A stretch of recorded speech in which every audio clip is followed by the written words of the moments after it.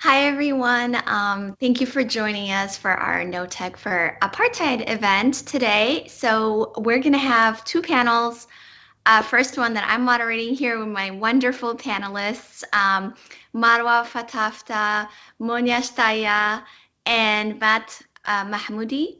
After that, we're going to have about an hour of conversation and about 15-20 minutes for audience questions. So if you have your questions, please add them on the chat. Then we'll take a little bit of a break, a 15-minute break for our second panel, which will be moderated by Alex. So I'll just do like a one-liner introduction of our amazing panelists. I'm so excited that you all said okay to join. I know it's the evening for you all, and you've had your whole day and all the protests and everything that you're doing, and now you're joining us here, and so we're incredibly grateful.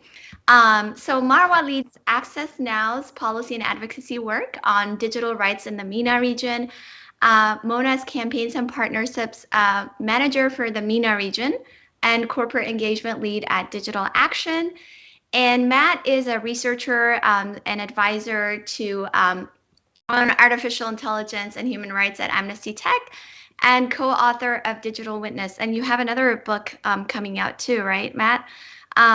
He's a professor at University of Cambridge. So let's get straight to it. I'm just going to start with the first question for all of you, all of our panelists who want to chime in. And that is, a lot of people hear apartheid and Israeli apartheid, and some of them want to push back. And then others, maybe not, they might not understand the full reality of what that means. And I think before we start kind of jumping into the tech version of the apartheid, given your expertise and your lived experience, can you give us a little bit of a summary of what this apartheid entails, and how people experience it, and then we can get into the tech version. So maybe I'll start with Marwa, unless anybody else wants to chime in. Thank you, Timnit, and hello, everyone. First of all, thank you so much for putting this together at this time. This is a very crucial conversation for us to have, even though sometimes technology looks dim and small in comparison to the level of atrocities and the unspeakable suffering of Palestinians in the Gaza Strip. Nevertheless, it is an important conversation, given that many of that tech rules our lives and also gets to undermine people's rights around the world as Israeli tech is exported around the world. To your question, so there is, of course, the legal definitions about apartheid, and people often associated with South Africa, and people who, to your point on who pushes back, they say, well, the situation in Palestine is not as South Africa, but I think it's important to remind the audience that there is a legal definition of apartheid under the International Convention on the Crime of Apartheid that came out in 1973, but also under the Roman Statute of International Criminal Court. And I can speak, and maybe actually before I go to speak about my lived experience, maybe I'll pull out the definition. The Apartheid Convention defines the crime against humanity of apartheid, and again, to underline that apartheid is a crime against humanity, as inhumane acts committed for the purpose of establishing and maintaining domination by one racial group over persons of any other racial group and systematically oppressing them. Now, the Roman Statute of the ICC adopts a similar definition, which reads as inhumane acts committed in the context of an institutionalized regime of systematic oppression and domination by one racial group over any other racial group or groups, and committed with the intention of maintaining that regime. Now, if you look at the situation in Palestine, it's important to remind people that we have, when a Palestinian, so for Palestinians, we have a number of smaller communities that we were kind of forced into becoming separate groups. You have Palestinians living in the diaspora, Palestinian refugees who have been expelled from historic Palestine by Zionist militant groups in 1948, the Nakba of Palestinians, in which we were ethnically cleansed, and Palestinians, around 750,000 Palestinians were expelled from their lands, and the dissidents of those refugees continue to live in really dire circumstances. Then there are Palestinians who remained in what is now known as Israel, and they are Israeli citizens. They carry the citizenship.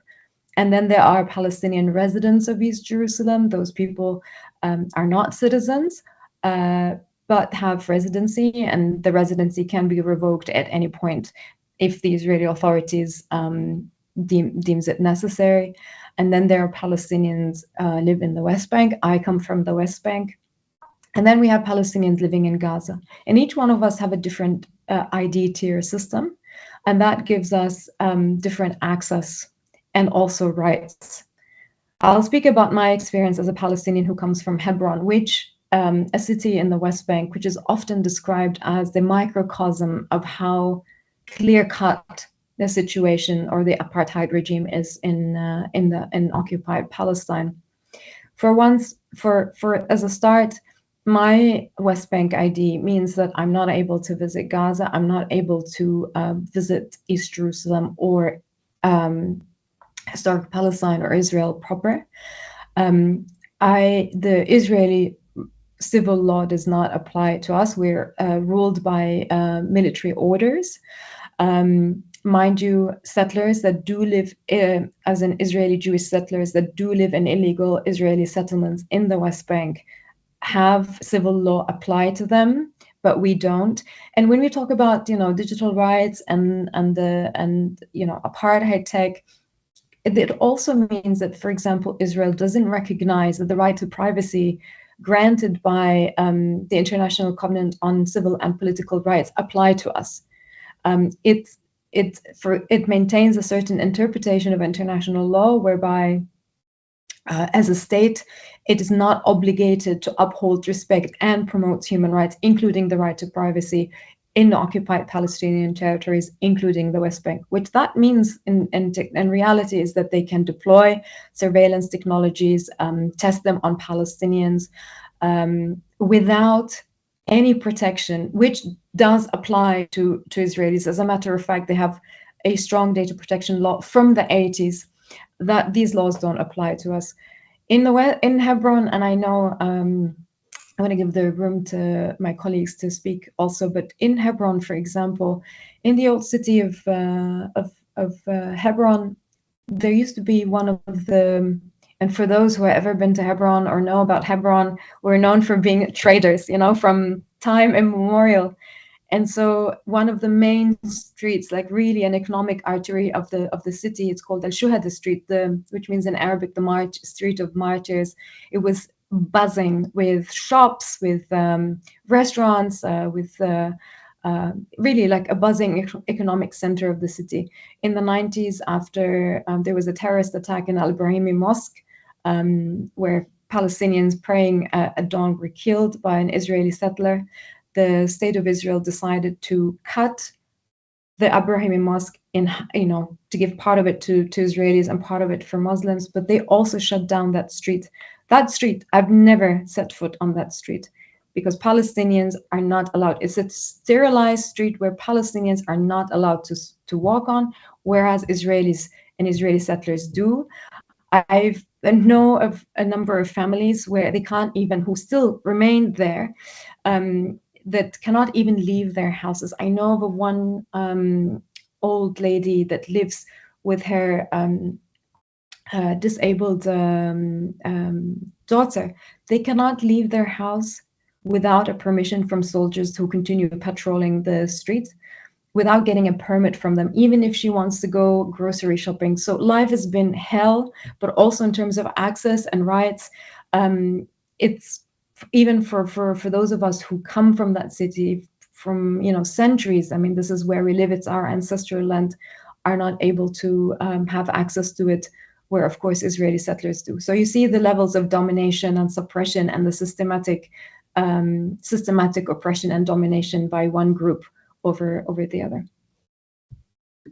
Thank you so much for painting that picture for us, because I think it's very interesting to hear people pushing back, because the South African anti-apartheid leaders have actually said, yes, it is apartheid, and in many ways worse than what they even experienced.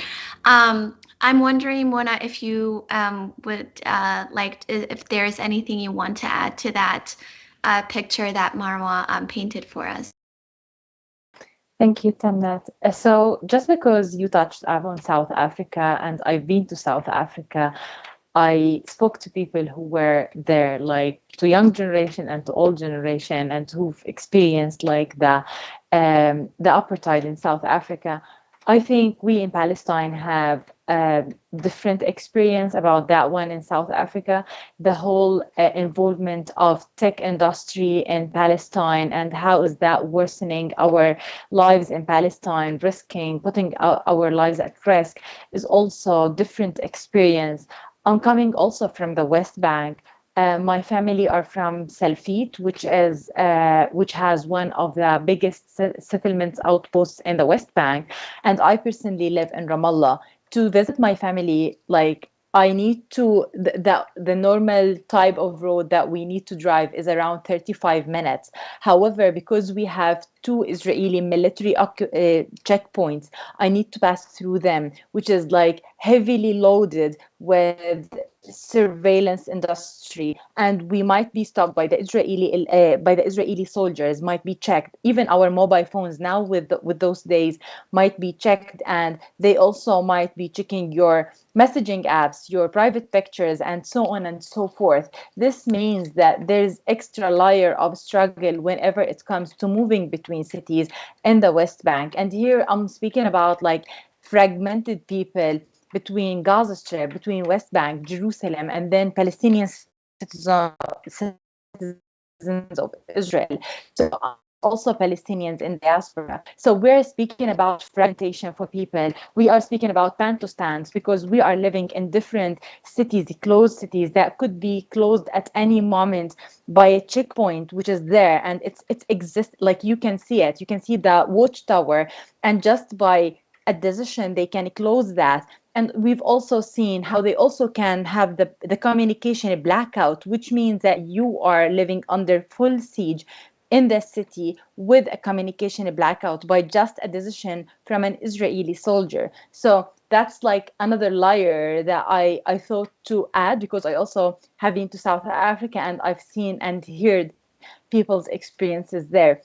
So it's totally different whenever you have to over control, like the control over your telecommunication infrastructure, but also whenever it comes to your private kind of data, and to the surveillance industry with the facial recognition with your data, which basically make their job easier in controlling population. And Edward Said have spoken about the British occupation in Egypt, and was speaking about how surveillance basically their job easier to control years ago. So just imagine with the more advanced technologies that are developed, tested, and used in the West Bank, how it's even easier their job to control population in the West Bank. Thank you. That's a great segue to kind of basically everything we want to talk about on this panel, right? Which is how because tech workers many times might not think that they have a role in enabling and stopping apartheid. So maybe Matt, because Mona just mentioned all of the different ways that Palestinians are fragmented, live in fragmented places, and are also surveilled through face recognition. I guess I'll just cue you to talk about the report that you worked on with Amnesty International.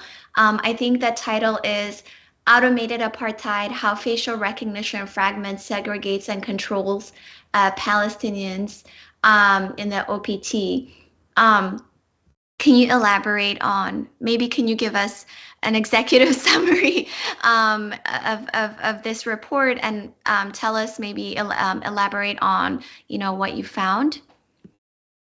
Absolutely, and just to acknowledge up front that this work and this report wouldn't have been possible if it wasn't for the work of both Marwa and Mona and so many excellent and just long-standing Palestinian scholars and activists and experts who've been writing about this and talking about this and really trying to get this issue to the surface. And to that point, before getting into this, to say that our role as Amnesty and other larger human rights organizations is to talk about this issue from an international legal register, right? There are several registers to talk about apartheid and its technological underpinnings. We've got the political register, there's the international legal register, the political economy register. I think with this, what we're trying to do is to surface really some of the incontrovertible international legal analysis that can be done around how these technologies are being used, and to really say, well, as nation states and as, say, companies that hold themselves to standards of international law, really they have certain obligations to meet when it comes to the deployment of, for example, their technologies elsewhere, such as for the oppression of Palestinians in the OPT. So, having said that, the report looks at the ways in which facial recognition is reinforcing aspects of apartheid in the Palestinian territories, in the occupied Palestinian territories. So that's to say, in particular, the ways in which it reinforces restrictions of freedom of movement, and the ways in which it advances the coercive environment that's intended to force Palestinians out of areas that are of strategic interest to Israeli authorities and settlers. And of course, I say aspects of apartheid because you can't say that facial recognition in and of itself, that apartheid emanates from within facial recognition. But facial recognition is a technology that, of course, has been built on logics of categorization, of containment, of surveillance, of numerically trying to fit people into particular categories of known and other, which is very compatible with the logics that underpin apartheid. So in that way, you can see a fairly straightforward way in which this marriage of convenience is carried out to exact violence on Palestinians. So in Hebron, what we saw, for example, was the deployment of a system known as a Red Wolf system, which for those of you who had been following some of the reporting coming out of the Washington Post and breaking the silence, you might have been familiar with the Blue Wolf system, which was an app that was unveiled in November 2021 by Elizabeth Dwoskin, which really looked at the ways in which the Israeli security forces were using an app to enhance some of their intelligence gathering efforts, basically going around and taking as many images of Palestinian faces as possible to create a database that enabled them to simply just whip their phone out and have a look at any face that passes by their phone to be able to quickly identify them and pull up all the information that exists on those persons. To clarify, prior to the Blue Wolf system, we know that the system that had been in use was called the Wolfpack system, which is an analog database. Basically, an Israeli soldier holds someone up to a camera that might be situated on a lamppost, for example, or on a surveillance tower. They call in a control center and they give them the information on a particular person in question. With the Blue Wolf app, you could basically automate that whole process. What's important to note about the app is at the time, Israeli soldiers were given incentives to catch as many faces of Palestinians as possible. It was a gamified system. Someone might be offered a day off or vouchers or gift cards for being in the unit that gathered the most amount of Palestinian faces possible. Just imagine the nefarious logic and sort of twisted, imagination that has to go into the creation of a system in which your surveillance intrusion on someone else's life and the creeping violence on Palestinians' everyday life is something that you're rewarded for exacting and for perpetuating, right? That was effectively the Blue Wolf system. And what we then saw in the report during the investigation that led up to the report was this Red Wolf system, where we had a similar tool that was being deployed at the checkpoint. So where previously Palestinians had to contend with an Israeli soldier that might know them, for example, in H2, for example, at checkpoint 56 to enter Tel Rameda, they now, have to contend with an algorithm. It doesn't matter if the soldier knows you or not. In fact, in many instances, we had witnesses talk to us about how they did not know the soldier and they barely walked into the turnstile before the soldier had said, Mohammed, hi, how are you? What are you up to today? And depending on whether you've been flagged for interrogation or for participating in a protest or simply because the algorithm can't identify you, you may be held back. And I think folks have to appreciate that this checkpoint, if you don't pass this checkpoint, you can't access medical services, you can't access work, you can't access educational institutions, you can't access grocery stores. There are so many aspects of everyday life that are contingent on being able to pass this checkpoint, a checkpoint that isn't being used by Jewish Israeli settlers, by illegal settlers in Hebron, that they don't have to use. It's only for Palestinians, using a database and software that's geared towards Palestinians only, that essentially subjects them to humiliation on an everyday basis and basic necessities again subjected by algorithmic recognition. That's just one aspect of what we saw in the report. And of course, we've also seen an increase in surveillance in East Jerusalem on the back of the evictions in Sheikh Jarrah in 2021. We've seen the rollout of hardware that's being imported into Israel and used together with software that has been developed in-house that includes by companies such as Hikvision and by companies such as DKH Security. These are Chinese and Dutch surveillance manufacturers on whose hardware this software is being based. So just to say that we're seeing time and time again this technology used in ways that are almost, if you were to just look beyond the surface level, it's almost as if it's trying to push out, Palestinians from these areas to make life unbearable. I think that isn't, an overestimation. I think that's frankly an underestimation of what is at stake here. In Hebron, people are being locked into their homes, unable to move through everyday life. In East Jerusalem, people are being forced out of areas that they've been living on, they have a right to, by illegal Israeli settlers who are operating in an illegally annexed territory.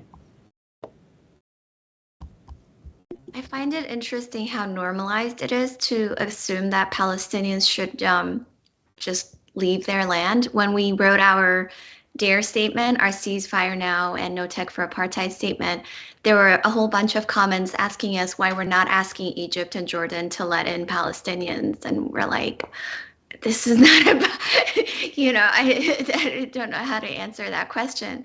But before I move to my next question, Mona or Marwa, did you want to add anything to what Matt was talking about?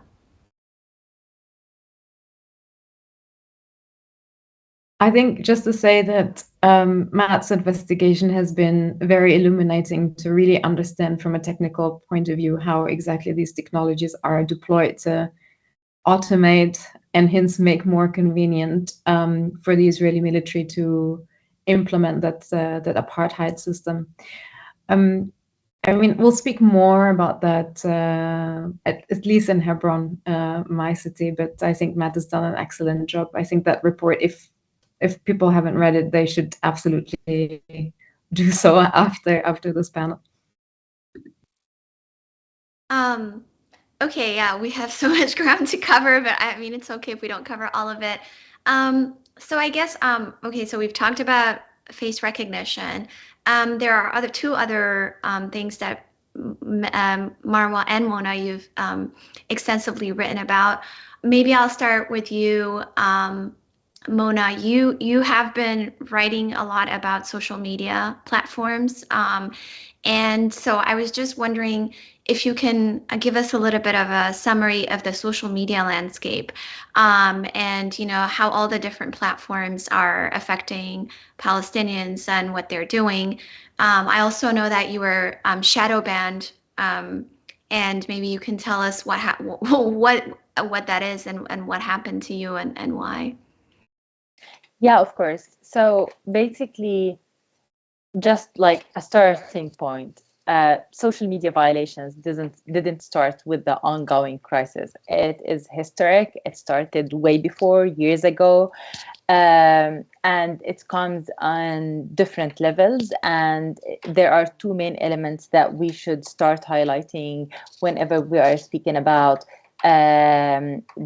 what's happening in Palestine. The first one is there is high censorship of Palestinian content. And when I say Palestinian content, I don't only and exclusively speaking about Palestinian people who are sharing stuff about Palestine. I'm here speaking about anyone from any nationality, from wherever around the world, who might have an opinion criticizing Israeli war crimes in Palestine and the genocide in the making in Gaza right now, that if we are speaking about those days. And whenever such content is shared on the social media platforms, it is mostly would be censored. And we just to flag where is the censorship comes from. It comes from different mechanisms and systematic efforts to silence Palestinian content. One of them is the Israeli cyber unit that was established in 2015, and since then they have been reporting tens of thousands of requests, or flagging tens of thousands of requests to the social media platforms annually. And when I say the word request, I don't mean a piece of content, I don't mean a tweet or a post, I mean a communication message that might have hundreds or maybe thousands of posts on social media platforms, where they are asking social media platforms to take down this content, because based on the Israeli definition, it is incitement content. And again, incitement could be different, like could have different definition. And if you are living under ongoing military occupation and systematic discrimination system of apartheid, then we are speaking about the kind of incitement might have different meaning, depends on who's defining that. And according to the Israeli cyber unit, social media platforms have historically accepted between 87% to 90% of those requests.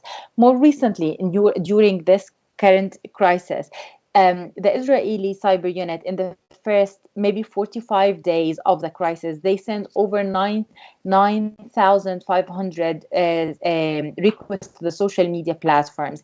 And they pointed out that 94% out of those requests have been accepted, which means that this content has been taken down. This is a separate, like this content has been flagged by the Israelis.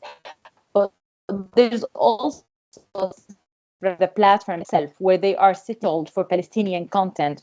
For example, they have this hostile speech threshold. Whenever there's a crisis, they are lowering the threshold. And according to the leaked document to the Wall Street Journal, they have lowered the threshold of the hostile speech since the beginning of 7th of October to 40% in Israel, Lebanon, Jordan, Syria, and Egypt. However, for Palestinians in Palestine, they lowered the threshold to 25%.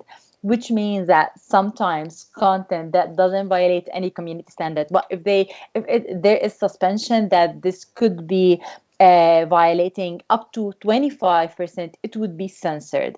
And this is causing a lot of censorship, increasing people self-censorship, increasing chilling effect, and affecting people to free speech, to free press, and even the right to work to the journalists. That's one thing. And on the other thing, if we just look at the landscape, we can also see a lot of incitement, hate speech, violent speech, and disinformation spread by the Israelis, and it stays online. And this is happening basically because there is lack of content moderation. They are barely moderating Israeli Hebrew content. And in the Palestinian case, when I say Palestinian content, I don't only mean Palestinian Arabic content, but it also could happen to English content. And we've spotted a lot of journalists, who's English-speaking journalists, who got shadow banned, who got account suspensions, and who got also content takedowns during this ongoing crisis, just because they are speaking up about Palestine. And to just give an evidence on how systematic is this failure for social media platforms, and more particularly for Meta, for example.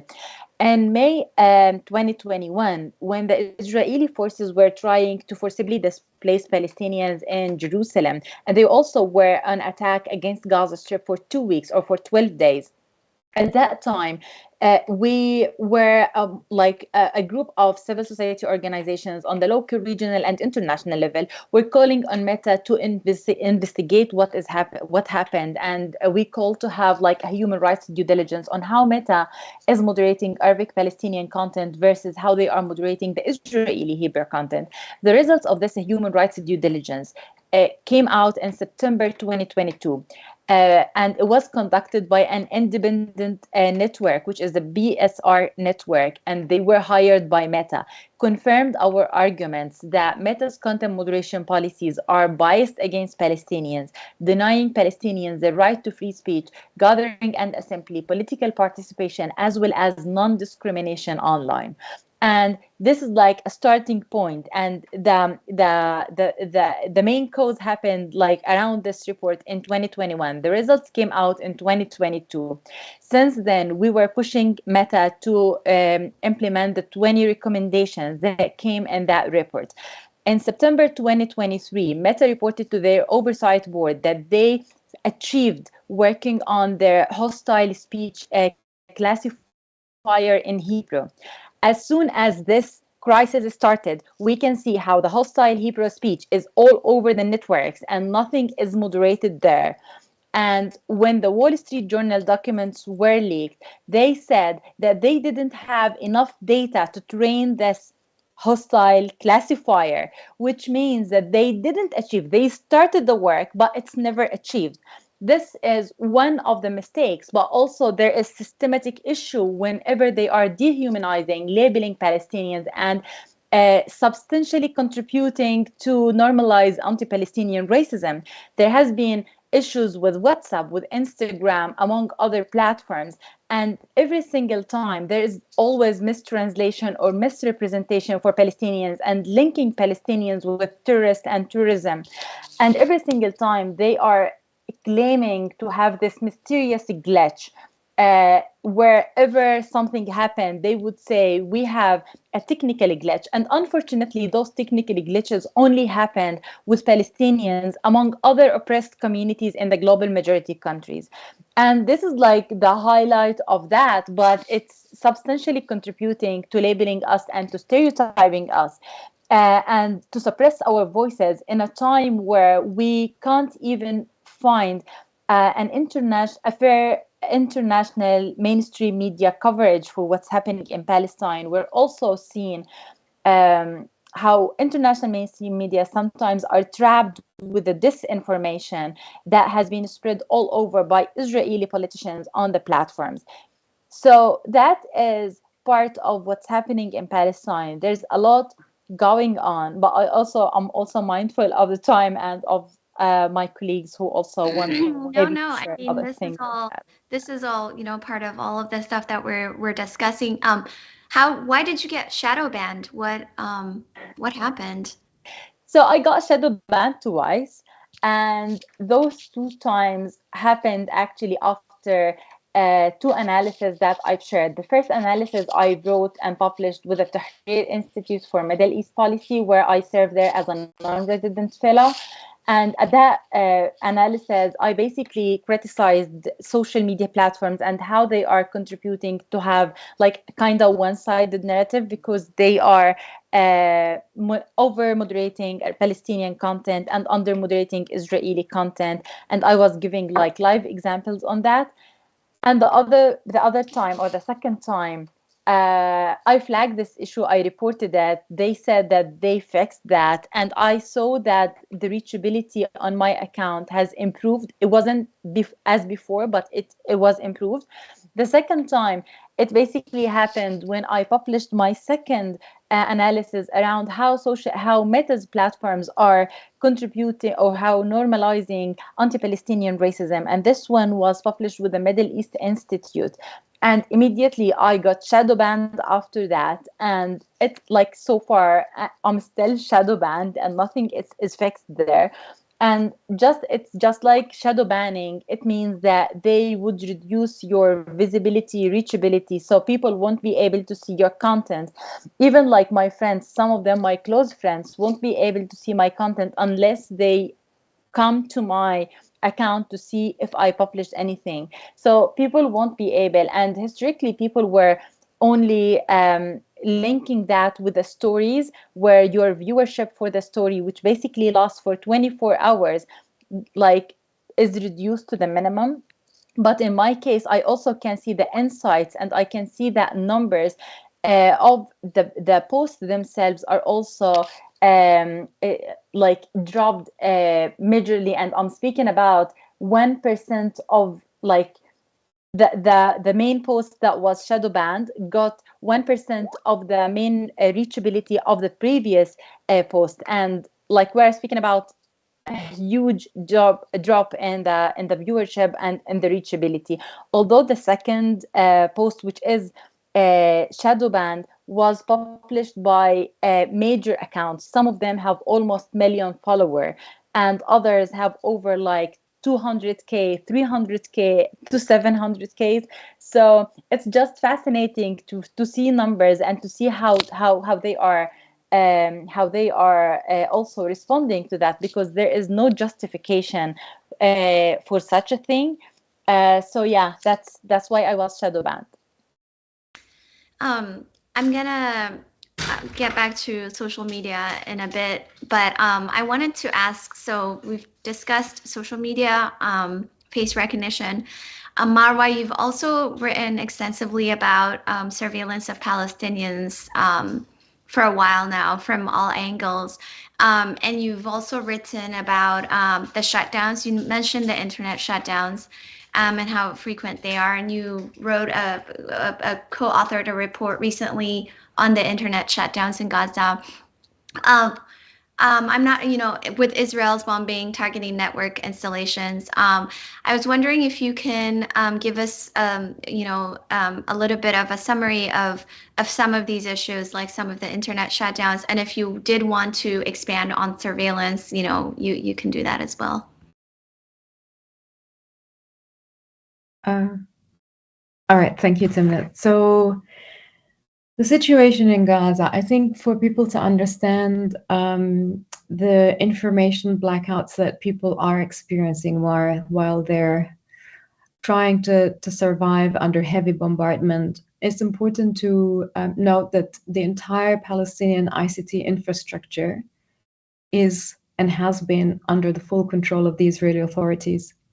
Now, Palestine is an occupied territory, and up until the Oslo Accords were signed in 1994, 1995, and the Palestinian Authority, which governs now only the West Bank, came into being, they're part of the Oslo Agreement. There's an article that stipulates that Palestinians have the right to build their own, or granted the authority to build and run their own ICT infrastructure. So to go and move away from being dependent on Israeli telecommunications sector and build our own. Now, in reality, it's been how many years? I'm really bad with math, but something around 30 years. And to date, Palestinians do not have an independent infrastructure. And maybe to explain it very simply, to date, Palestinians in the West Bank run on 3G networks because Palestinian mobile operators cannot import and install the necessary equipment and infrastructure to allow for the upgrade of their mobile networks. And the negotiations for Palestinians to have 3G networks in the West Bank took around 12 years. And Israel has denied Palestinian networks despite persistent negotiations on undisclosed reasons. They can simply say, for security reasons, we cannot allow Palestinians to install their own technology or infrastructure needed to upgrade and offer Palestinians mobile networks. So we have that from 2008 until this point. I know Palestinians have been pushing to have an upgrade to 4G. And as a matter of fact, I think it was last year, US President Joe Biden, or some communications from the US government hinted at using an upgrade for 4G as part of negotiations. So it's like a bait for Palestinians to sit down on the negotiations table in exchange to or for having access to the internet like the rest of the world. When it comes to Gaza, the situation is much, much worse. Gaza has been under military blockade for 16 years. That means that any equipment, material, including civil building material, has to be approved by COGAT, which is the military coordination authority in the West Bank that reports to the Israeli Ministry of Defense. They approve everything that goes into the Gaza Strip, including such equipment. And so in Gaza, people rely on 2G networks. 2G networks are not only slow and unreliable, they're also insecure. They don't support the encrypted communications that can be easily intercepted. In other words, the Israeli authorities can easily surveil everyone in the Gaza Strip. So that's the situation before October 7th. Now, October 7th happened, and Palestinians, I think we've started documenting internet or connectivity going significantly down around October 9th. And for the entire month of October, we've seen internet traffic decreasing by 80%.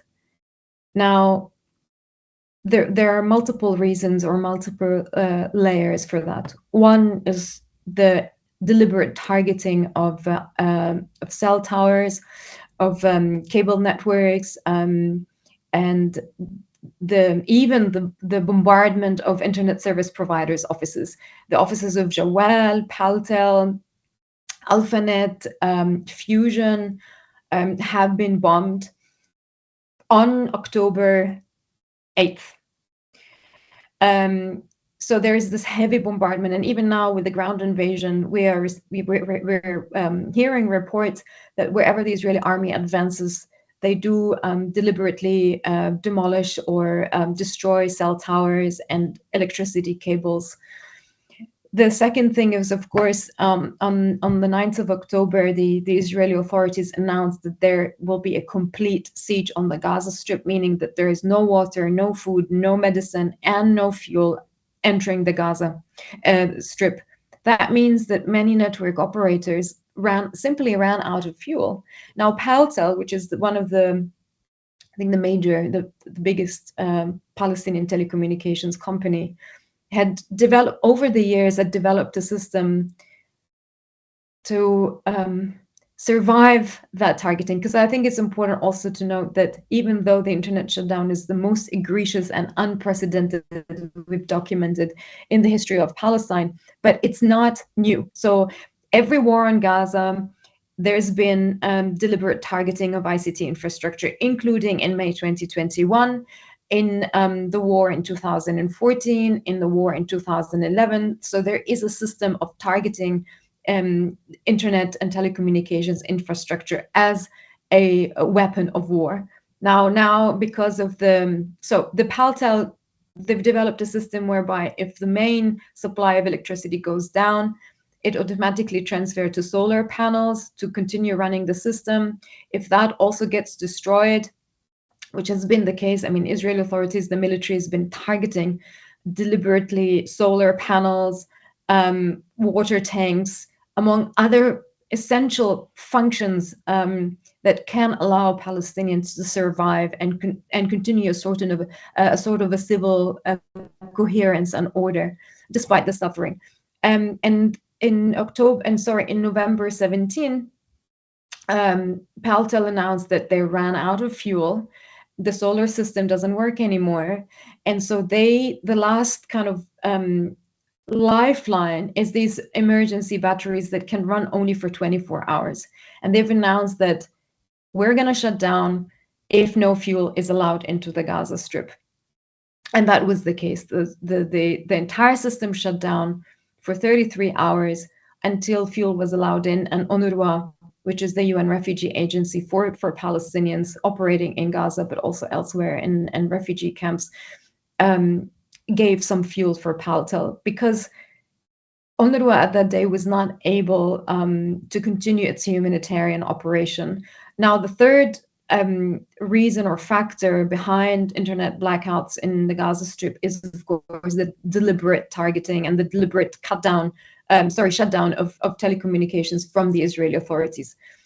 The first complete blackout happened on October 26th and lasted for around 36 hours. That was an absolute disaster. On a human level, I can tell you from my friends and the people I know, people have lost complete touch with their families, especially those who are displaced or those who live in the diaspora, who live every day just on that one message being delivered to their family members, just knowing if they're alive or dead. And for those who are displaced and disconnected and dispersed, and it might sound disturbing, but that's the reality of living under occupation, that Palestine, out of the instinct to survive, Palestinian families have developed ways where sometimes they decide to locate family members in different parts. So if there's a strike, the family doesn't get wiped out, which had happened, of course. Their entire families had been completely deleted off, obliterated from the civil register. So as a way to survive, families kind of disperse themselves. So having that telecommunication is so vital. When the shutdown happened, that was completely, they were completely disconnected. They're still disconnected from the outside world. Sometimes they rely, whenever they manage to call their loved ones living abroad, they ask on news about, what's happening around the world. Is there going to be a ceasefire? Like, what's the current discussion? When the humanitarian pause happened over the weekend, I saw a screenshot shared by a friend of a WhatsApp message in which said, like someone is just saying, can someone please go to this location where there is 12 people, a group of 15, so 15 people hiding in the basement in a restaurant. They have been completely disconnected from the outside world. Probably they don't even know there is a humanitarian pause. Can just someone go and tell them it's okay to come out? So at a human level, you can just see how life-destroying the shutdown has been. Now, on the other hand, the humanitarian sector has also been, like, all of the operations have been shut down. The Palestinian Red Cross said that on that day they were not able to, they've lost contact with their emergency operator room. So essentially, if you're bombarded, if you need to call an ambulance, if you need to call the civil defense to connect people from under the rubble or transport injured people or killed into the hospital to receive medical care, that was not possible. So some people had to rely on carts, driven or dragged by donkeys to make it to the hospital. The situation was quite drastic, and there is, of course, the element of documentation and all this disinformation war we see echoing online, and the Israel's attempt to control and manipulate the narrative to justify the collective punishment, the war crimes and the crimes against humanity we see among Palestinians, including, for example, this whole disinformation campaigns around the targeting of hospitals, that they are being used as military bases for Hamas, or that every Palestinian civilian is a human shield and therefore the killing of families and children is justified. So you can imagine when the other side is completely silenced and censored, Israel gets to dominate the narrative and shape it to its liking. So far, we've documented 4 full shutdowns. The first one was on October 26th. There's one on November 1st. There was another one on November 5th, and the latest one when the fuel ran out on November 16th. And again, going back to the point of Israelis simply controlling the infrastructure, all telecommunications and internet cables that connect Gaza to the rest of the world run through Israel. So they can just simply, literally flip the switch.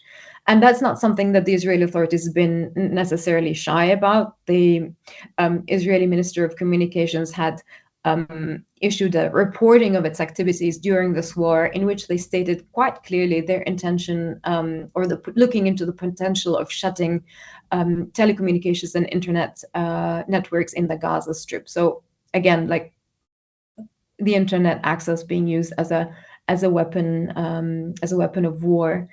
And one last point I do want to mention on the shutdown issue is that more and more we see.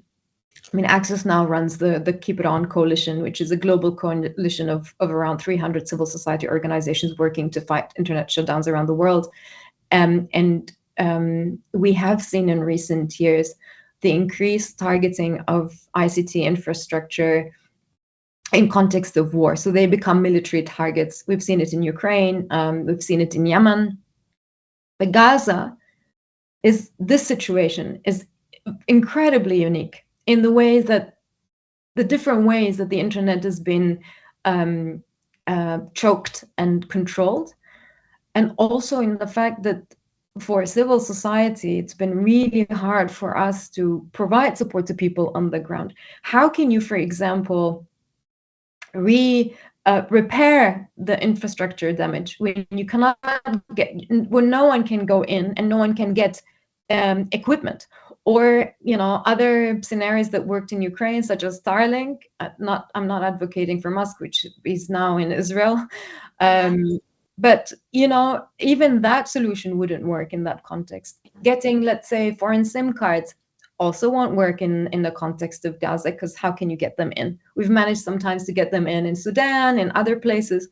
The only solution now is eSIM cards, and it's been really like a hit and miss. It's not a viable, sustainable solution. But at least for some journalists and content creators and people that manage to latch on either Israeli networks or Egyptian networks to be able to have access to the internet, and even then they still have access to 2G. So the solutions now and actually in the long term are really, really challenging. Pointing to, again, how much control Israel has over not only the ICT infrastructure, but of course, consequently, also the lives of Palestinians amidst this carnage. I remember one of our teammates having a call from his parents for the first time in years during the siege in Tigray, and it was in the middle of a meeting, and he was like, "Sorry," and and we were all just waiting for him to take the call, because people were, of course, completely under siege, and people would go long distances to deliver any messages, and the message would be heartbreaking, like, "Please help us, we're dying," or handwritten messages. And so, yeah, it's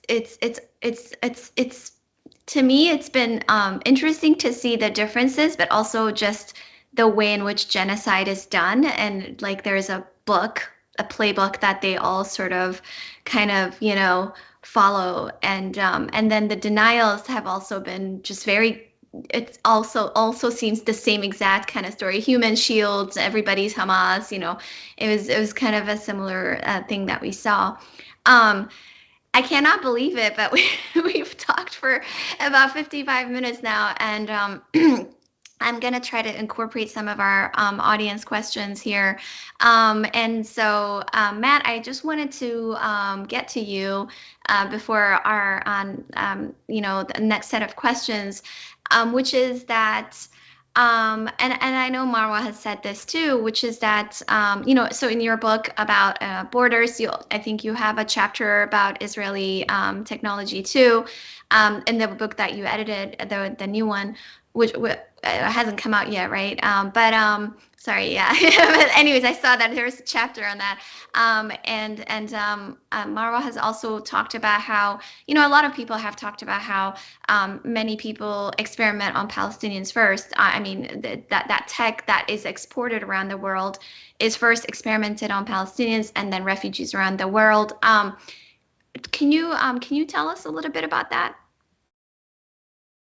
Sure, but just to caveat and say that the chapter that is in question is actually a chapter that was written by Marwa herself, including and so I don't want to. I'm not going to speak for Marwa, but perhaps what I can do is I can sketch some of the framework around how we're thinking about this and why it's so important that we're having this conversation around some of the abolition work that's being done, as well as some of the tech worker activism that needs to happen, and why Palestine matters for that. And then if Marwa wants to come in and that's actually a good one, because some of the audience questions are like, what can tech workers do? And I also know that you've been very active in banning, trying to ban the face recognition as well. So yeah, you can touch on some of those. For sure. It is an excellent chapter, though, Marwa. So when the book does come out, I really encourage people to read it.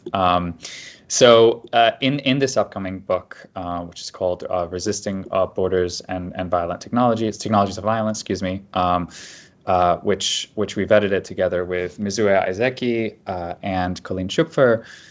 We've been looking at both Palestine as a laboratory. Of course, we'll be talking about this later in the next session together with Antony. But then also Global Palestine, the Global Pacification Project of Palestine, which Jeff Halper also notes on, right? Like, what does it look like to create a populace at a global scale who are happy to turn a blind eye, as it were, to what is happening in Palestine, and then marry that together with, global apartheid as well, which is to say the border ideologies, the homeland security states, neoliberal securitization, racial capitalism, settler colonialism come into the contemporary moment and form this formal way of and informal ways of stratifying populations by desirables, undesirables, by threats and non-threats, by Western and non-Western. And in that particular context, the sort of bastion, the last bastion, as it were, for Western liberal, and I'd say in a lot of ways, Western liberal and sort of like quote unquote democratic terrains is often situated as a state of Israel, right? The state of Israel being the place in which, that the only democracy, as it were, in the Middle East is how it's often framed. But what we see happening at this very frontier of democracy, as it were, is the development, the testing, the iteration, the imports and exports of severely violent technologies, which find new and innovative ways of categorizing people, of containing people. And I think what we find is particularly true for Palestinians in the occupied territories, but I'd say is generally the case when it comes to mobility management and borders, and the effect of borders is that the effect of borders are twofold, right? They have the effect of either containing people in place, locking them completely to a geographic location, making them unable to move out of it, or by keeping them in perpetual motion. And those two things are both equally discombobulating and completely depriving of people's agencies and their rights. And of course, Palestinians are the population in the world who have been subjected to both of those things at the same time, which is a profoundly, again, discombobulating and violent experience.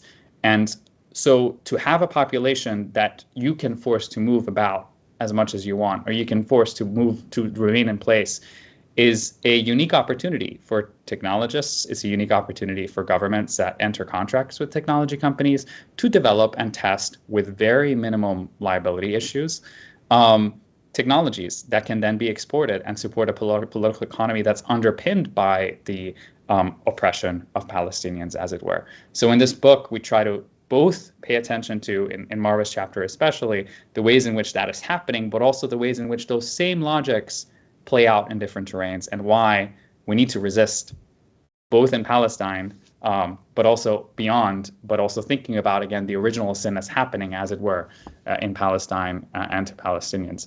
But again, I don't want to speak for Marwa either, so I'm gonna stop there. I can geek out over her chapter. Because, yeah, I've heard say a lot about this.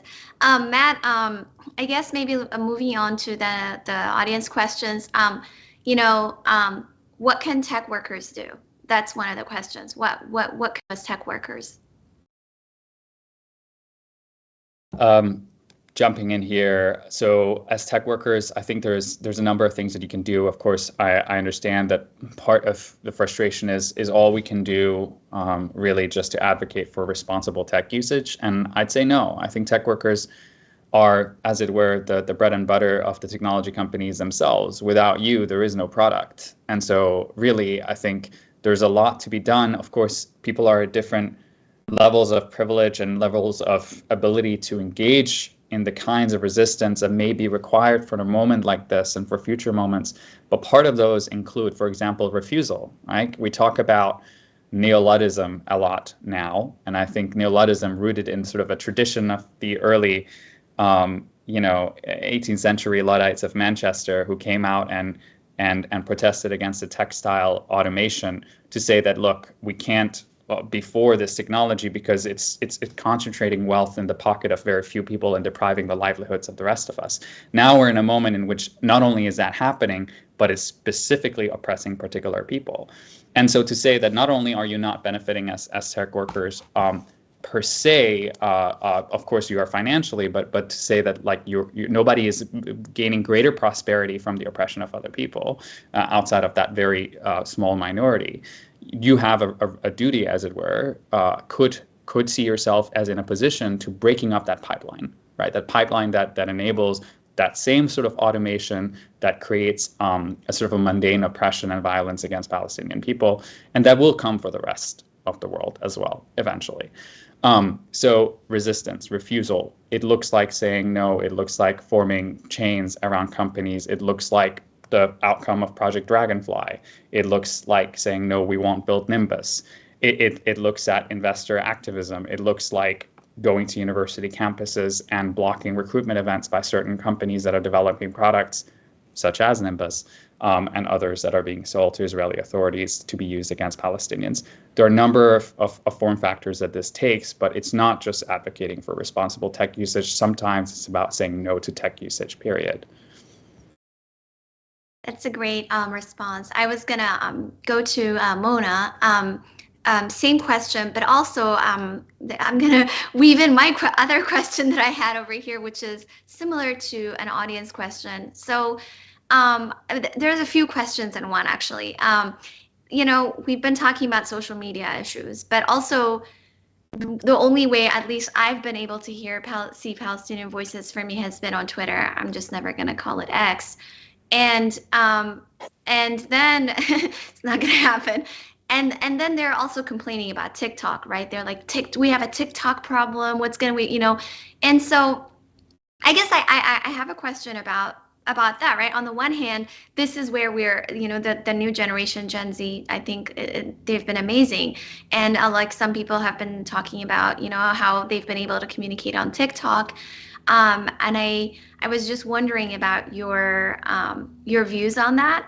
And there's also a question here about whether we can use tech to fight tech, and to fight, and so I have some other questions about that too. But if you had any remarks on that, it would be great to hear.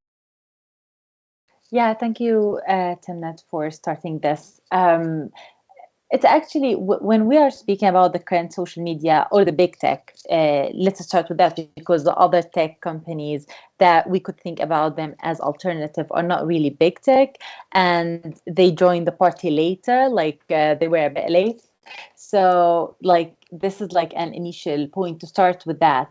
And I know that I mostly focus on Facebook when I was speaking about suppression Palestinian voices and over-moderating Palestinian content. But when you look at the other platforms, you can see other problems, not necessarily over-moderation, but sometimes like whenever we're speaking about Twitter, which is now called X, it's also like the claiming to have a free speech for all is also dangerous whenever it's flooded with disinformation, incitement, hate speech, dehumanization of Palestinians. And suddenly, and out of the blue, Elon Musk was tweeting a couple of days ago that he wanna edit this policy and prevent speaking about the decolonization and from the river to the sea, which is now censored in so many places around the world. And it doesn't like it's just like here is a crystal clear example on like the Palestinian narrative that he wants to censor, and he never like speak up about like decolonization in other contexts. He only remembered the decolonization point whenever there is something going on in Palestine. And this is like alarming. And this could also be linked with other contribution to normalizing the anti-Palestinian racism in other tech platforms. Whenever we are speaking about other tech platforms, such as TikTok, for example, we can't ignore the fact that so many videos are going viral in TikTok that are justifying or normalizing the violence. Like we have been seeing like for so long, it's not only now or since 7th of October, soldiers all over are bragging about their weapons, their guns. They are taking reels there. It's spread all over. We can also see other kind of content where Palestinian prisoners or workers and how they are dehumanizing them, dehumiliating them. So we're speaking about different kind of content that is used there. I know like there was this article that said like Gen Z are more progressive and they are interacting, but also we can see the other kind of, or like the other face of the coin. We can see the other content that is there online, normalizing violence, normalizing people seeing guns. And I don't think in any of our communities we want to see this more guns. Like in the US, that's a big thing now, like a big debate that's going on around like around and like we're also living in an ongoing crisis for decades where also guns means more violence and non-stop violence. And here we can also think about what does justice mean whenever there is like evolving a conversation about like bragging about deadly attacks in some platforms and about guns and TikTok in this case. So we need to think about different kind of violations. Violation doesn't only mean like content takedown or shadow banning. It could have other forms such as normalizing violent scenes on different platforms.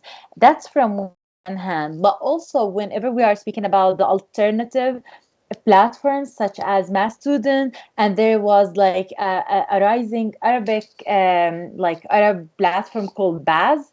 Like they are different business model. They are not necessarily the same, but also I do like I do understand why people are not there. People are just following the big tech because its model is built on like they see our region as consumers for this platforms, and people are there because they are big tech. So people are just following the trend and they are being there.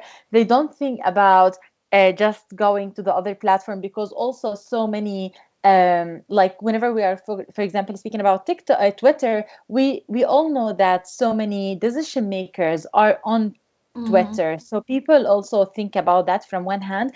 And there's also the lack of trust because sometimes people they don't think about it's open source or not open source. They would only think that this is a social media platform and my capital is already invested in Meta and in Twitter and in TikTok. Why should I go try another one while it could fail me 2 days later? So that's also the kind of trust relationship between users and social media platforms could not be ignored whenever we are speaking about like users in our region.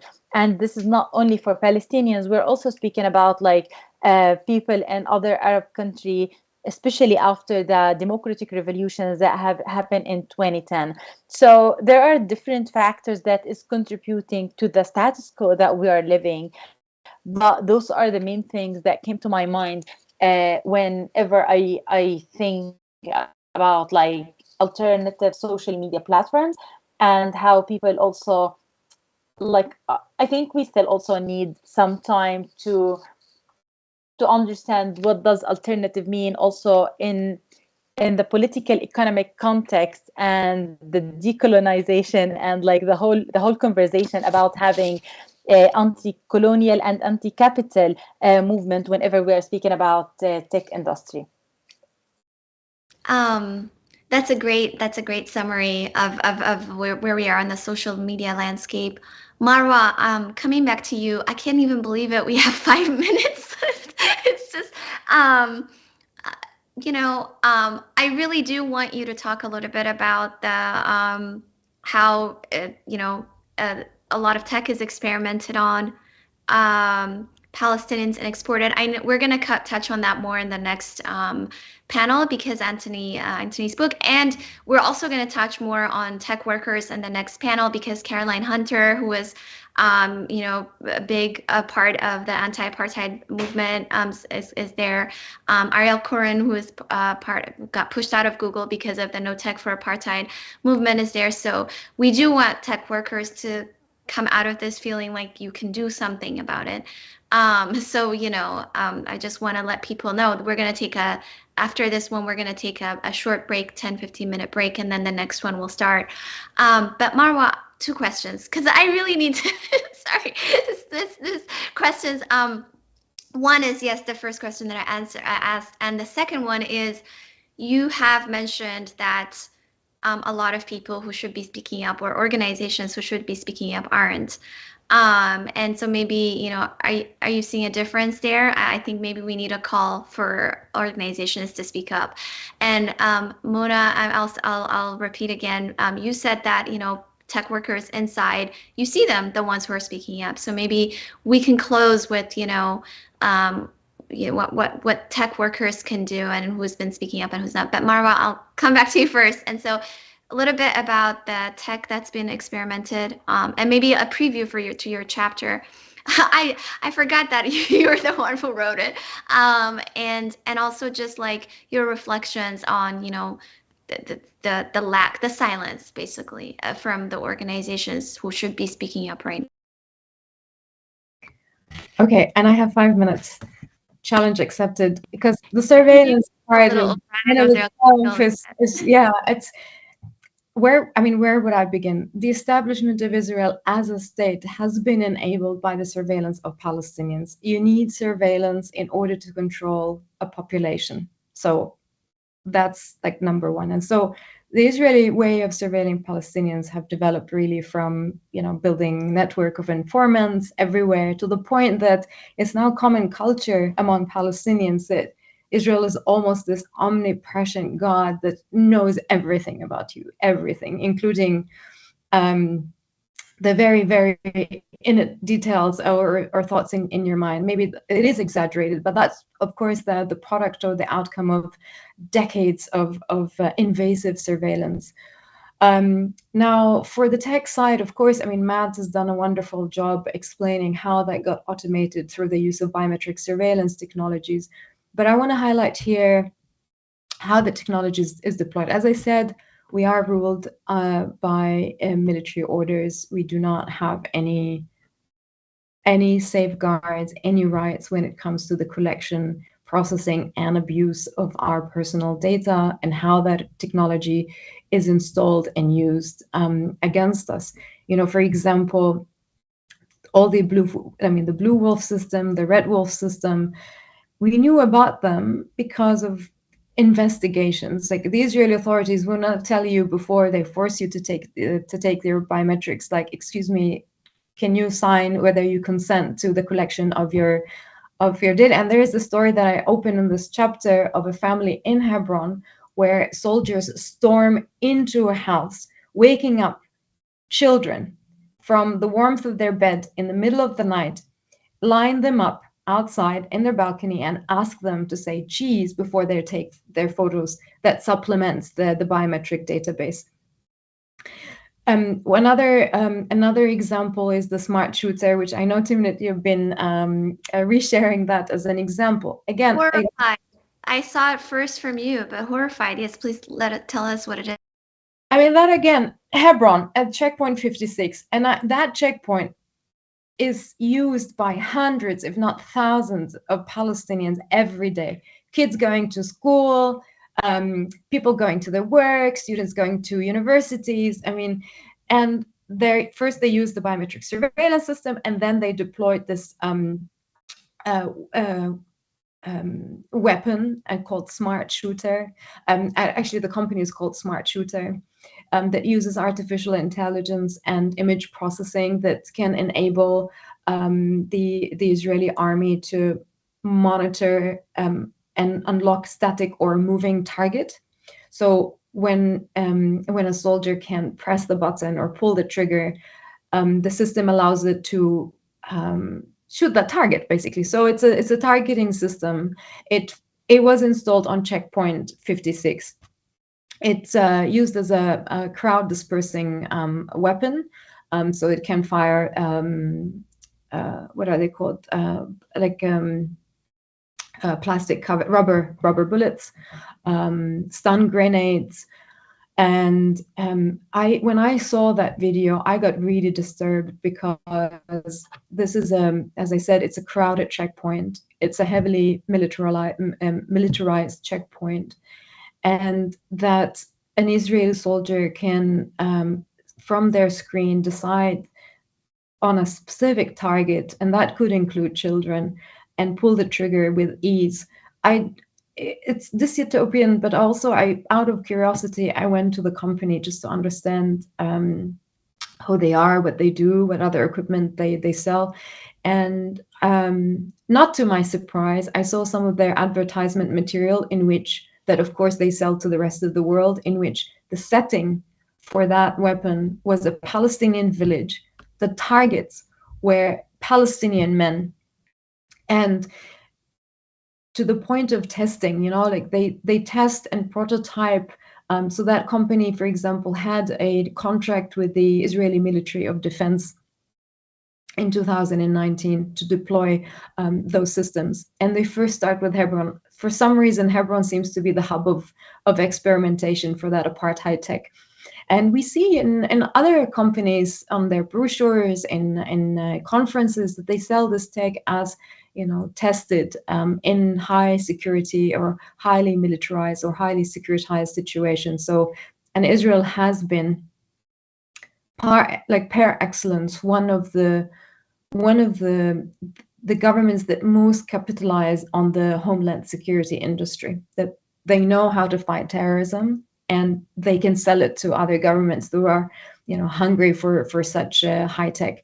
That applies, of course, to spyware. I mean, we haven't touched upon that, but as I said, this will take us hours to discuss. But spyware like NSO Group, Kangaroo. If for anyone who's interested, if you want to take down all these, put a list of Israeli spyware and surveillance tech companies, or even those who call themselves cyber defense companies, and look at their founders or co-founders, I would say that probably 80 or 90% of them hail from the Israeli military.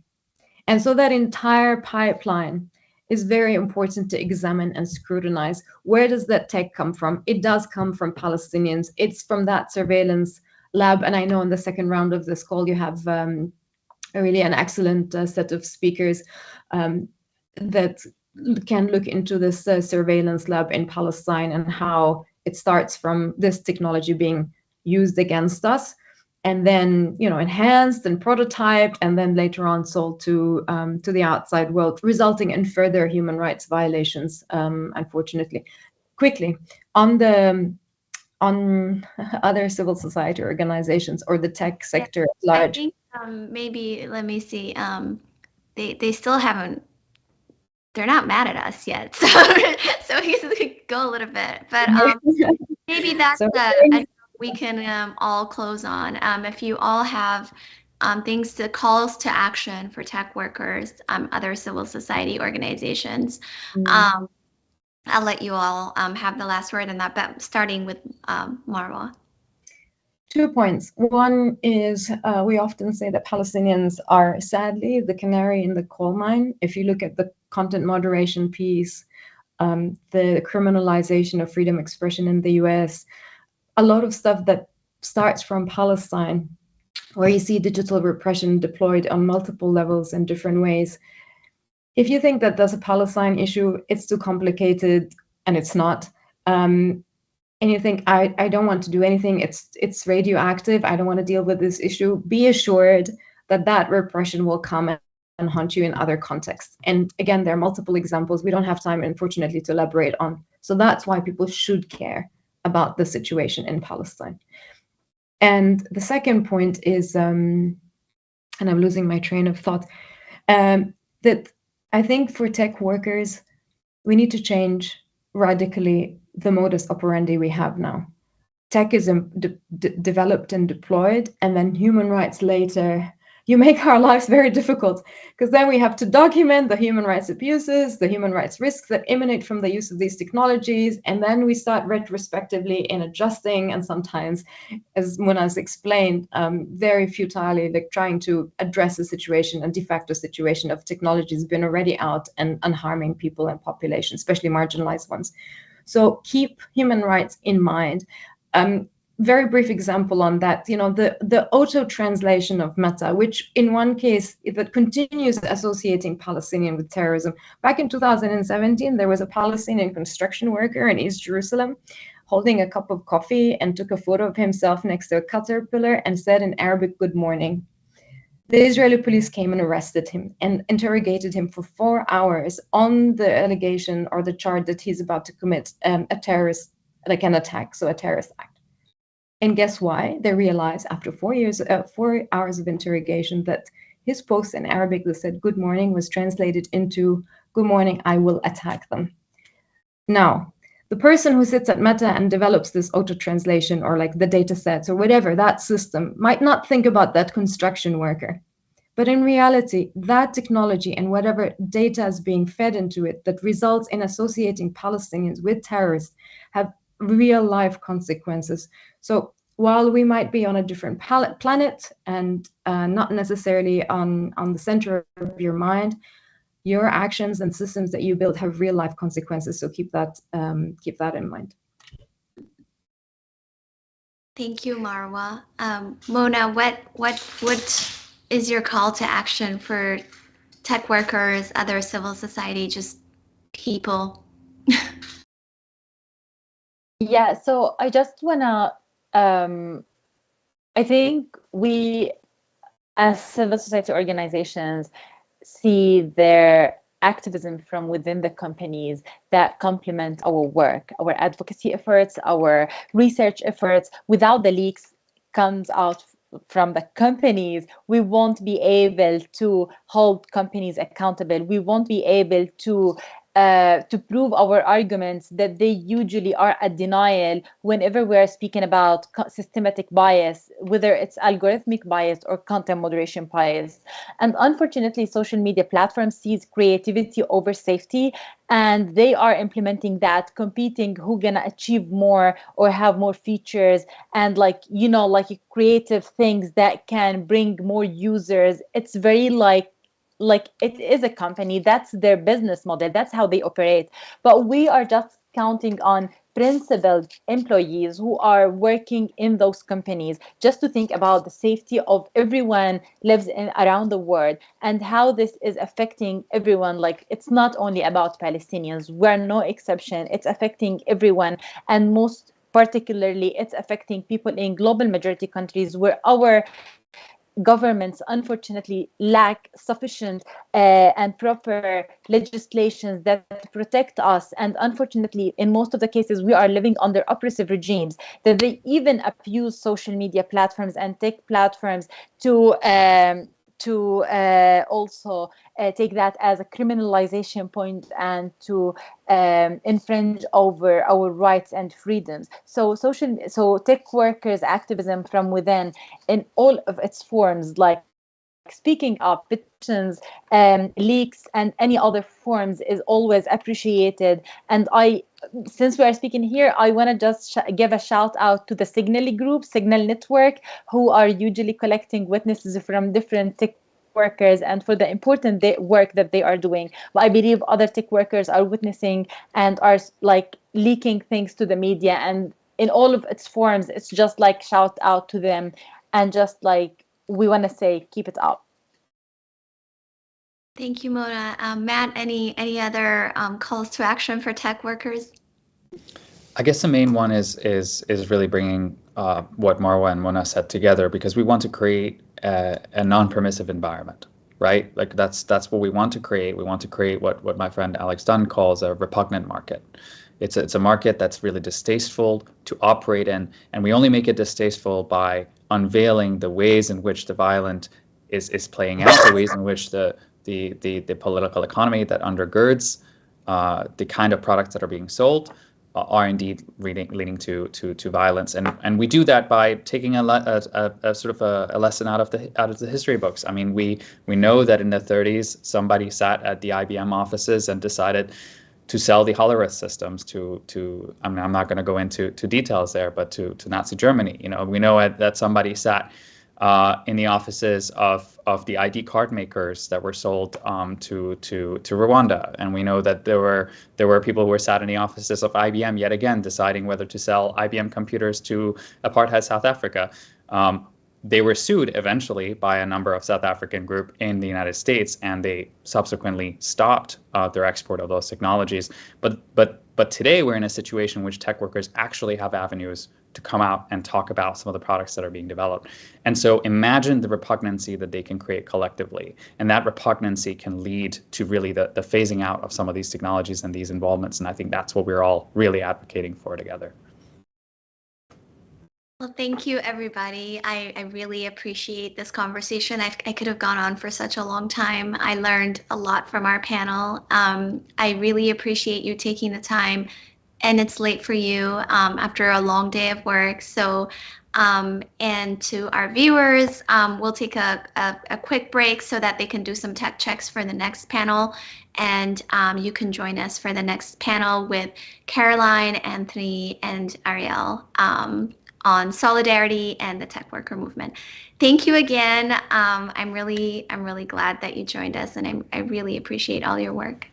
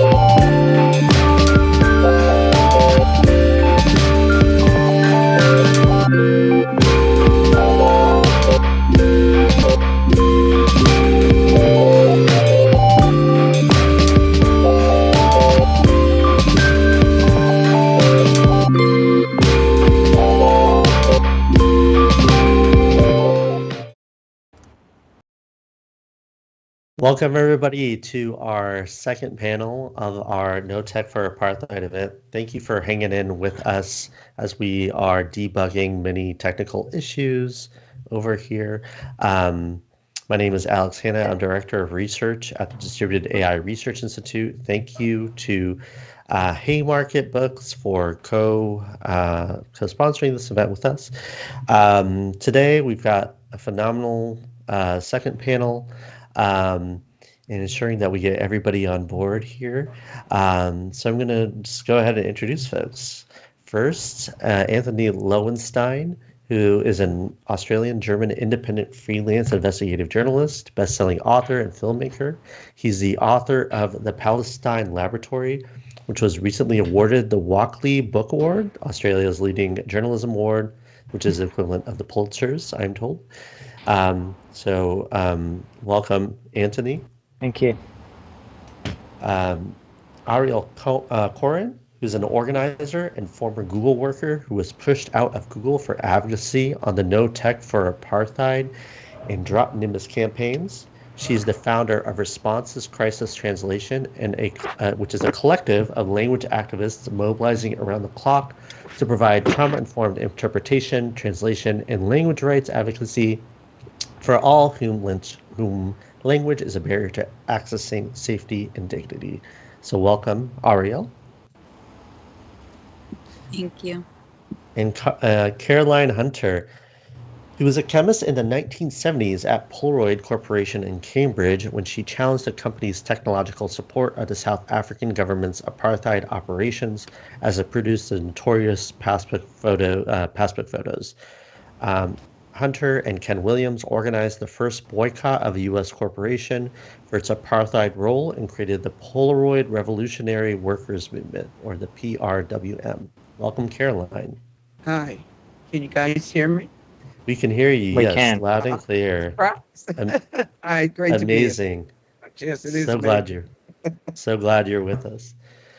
So let's get started. I mean, we're in a very tense moment right now with the siege on Gaza, and in this the ceasefire, which is set to expire soon, and it might be extended. We don't know, but I want to set the stage first by turning to Antony. There's many references in the last session about the way that Palestine and Gaza, in particular, are testbed for different kinds of technological developments, be it military surveillance and whatnot. I'd love for you to set the ground for us here, just to begin.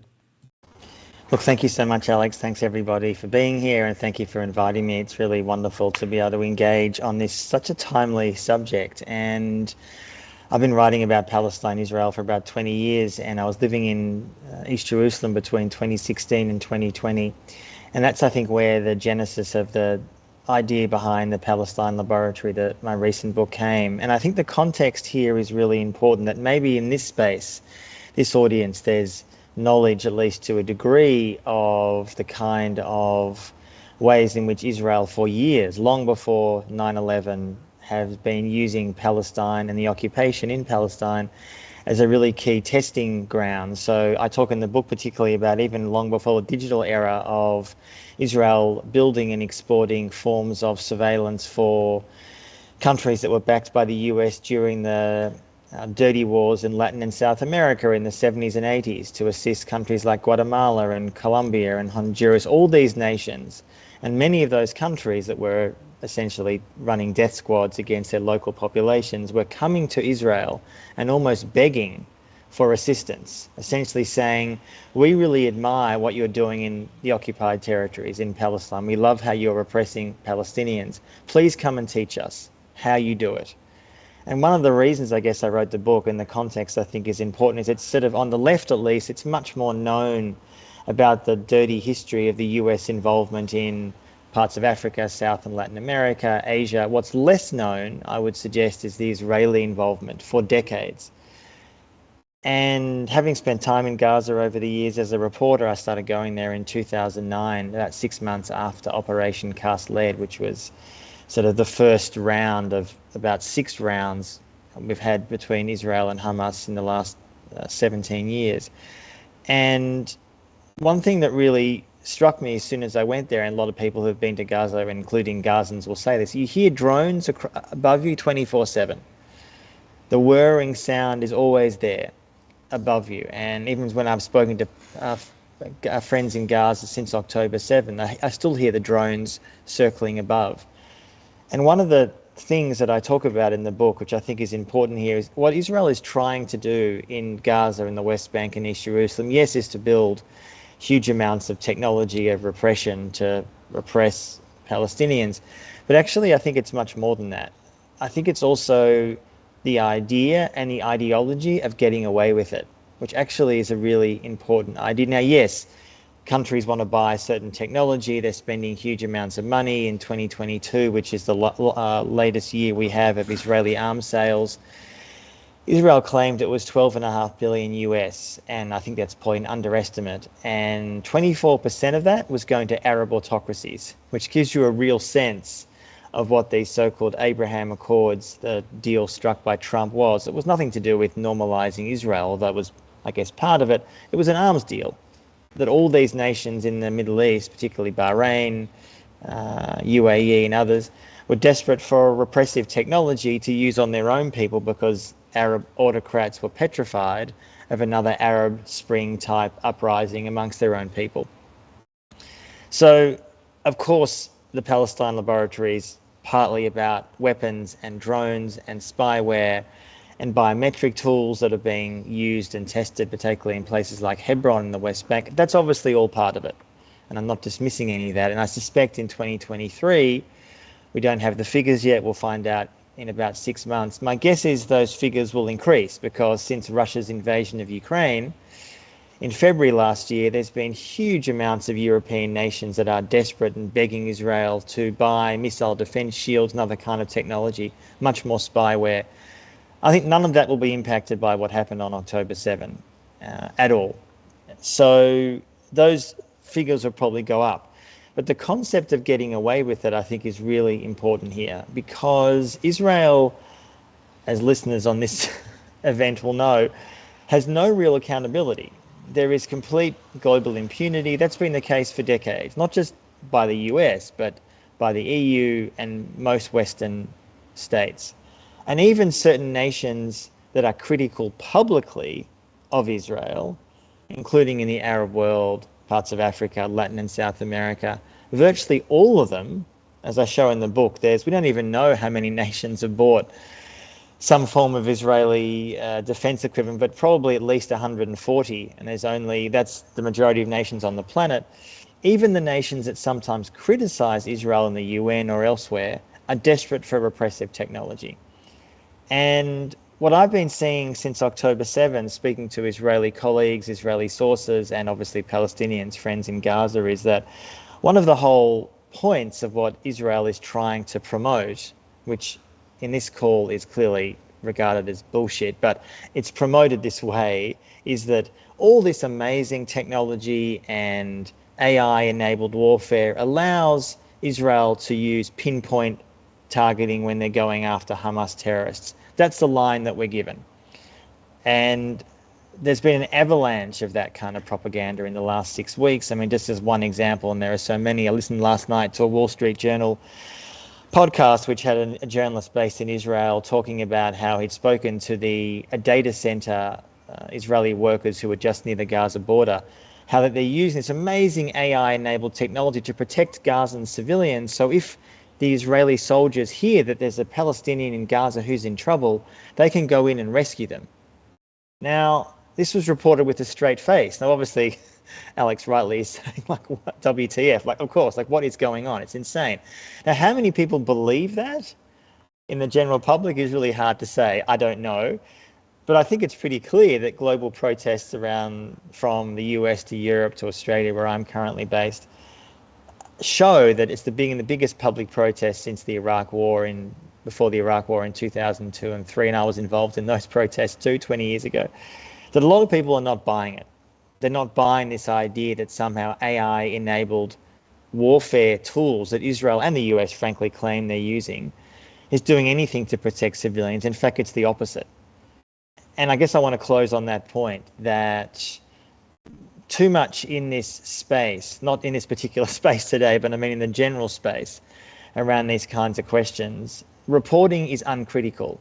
The journalists are buying this line that somehow, because Israel and the US for that matter are investing huge amounts of money in all this technology to apparently spy and repress people, that therefore it's more likely to just go after the so-called terrorists. There's literally no evidence for that. There's no evidence for it when the US went into Mosul a few years ago in Iraq to try to eradicate ISIS, where the civilian death toll was about 11,000, 12,000.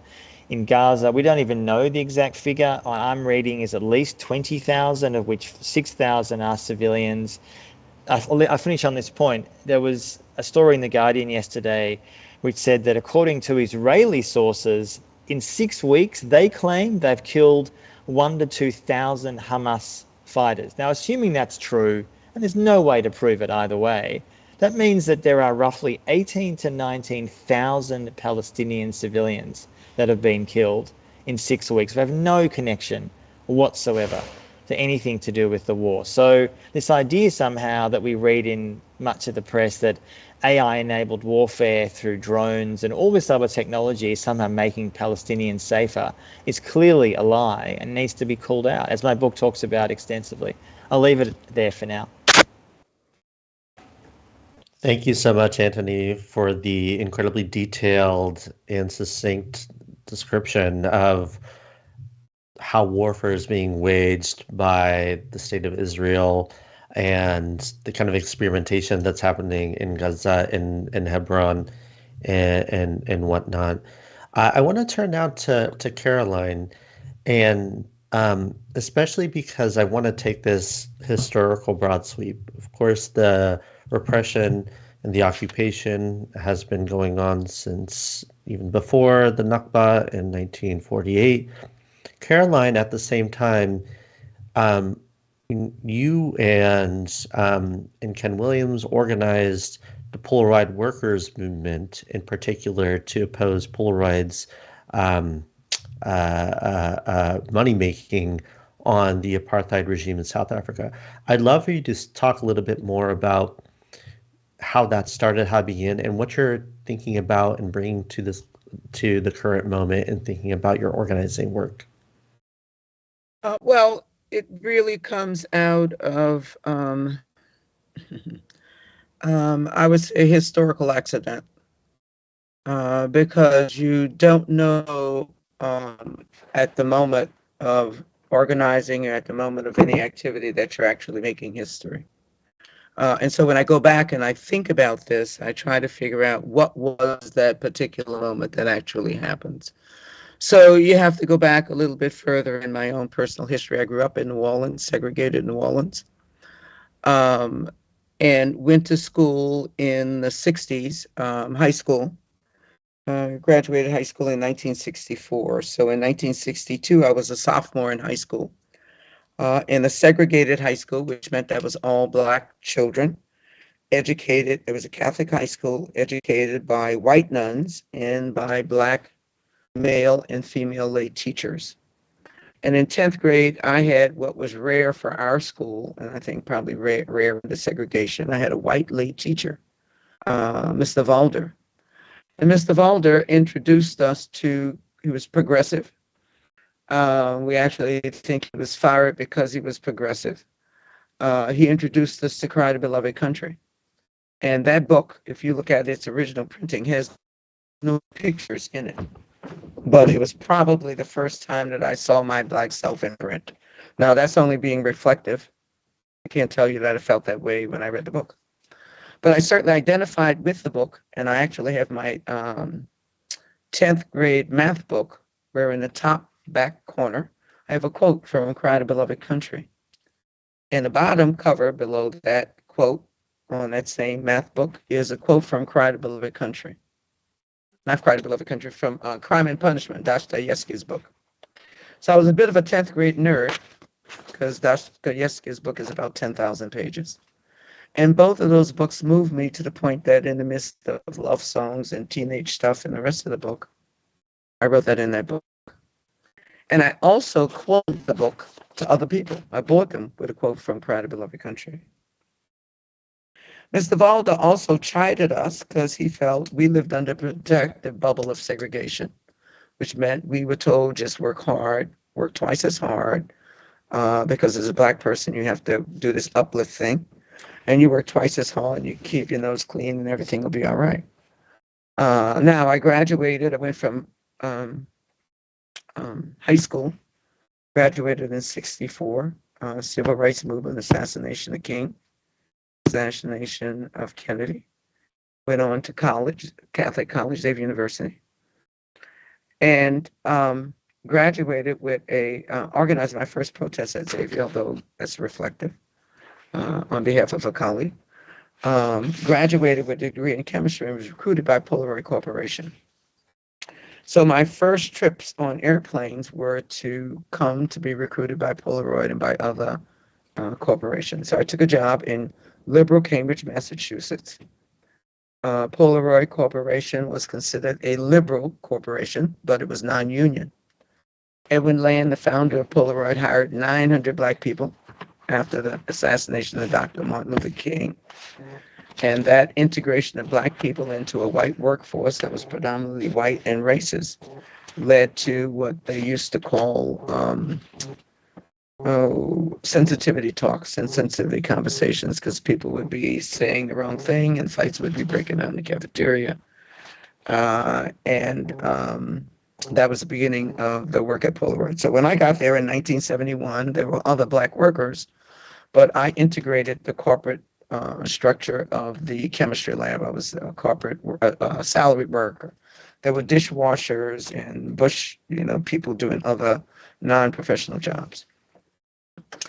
And in the course of my employment there, volunteered at several programs because I wasn't personally satisfied with my job. So I did some kitchen chemistry for students in the Black community. I volunteered at youth motivation programs. And actually, by the time I did the organizing for South Africa, I was teaching adults who did not have their high school diplomas, who were in industry working at a Polaroid facility where they could assemble parts to cameras and get a work career and hopefully bid on the job in Polaroid. So as a part of what this is the historical accident, I go to pick up Ken Williams from work. He's in the photographic shop. Polaroid does its own photography because the film is not good.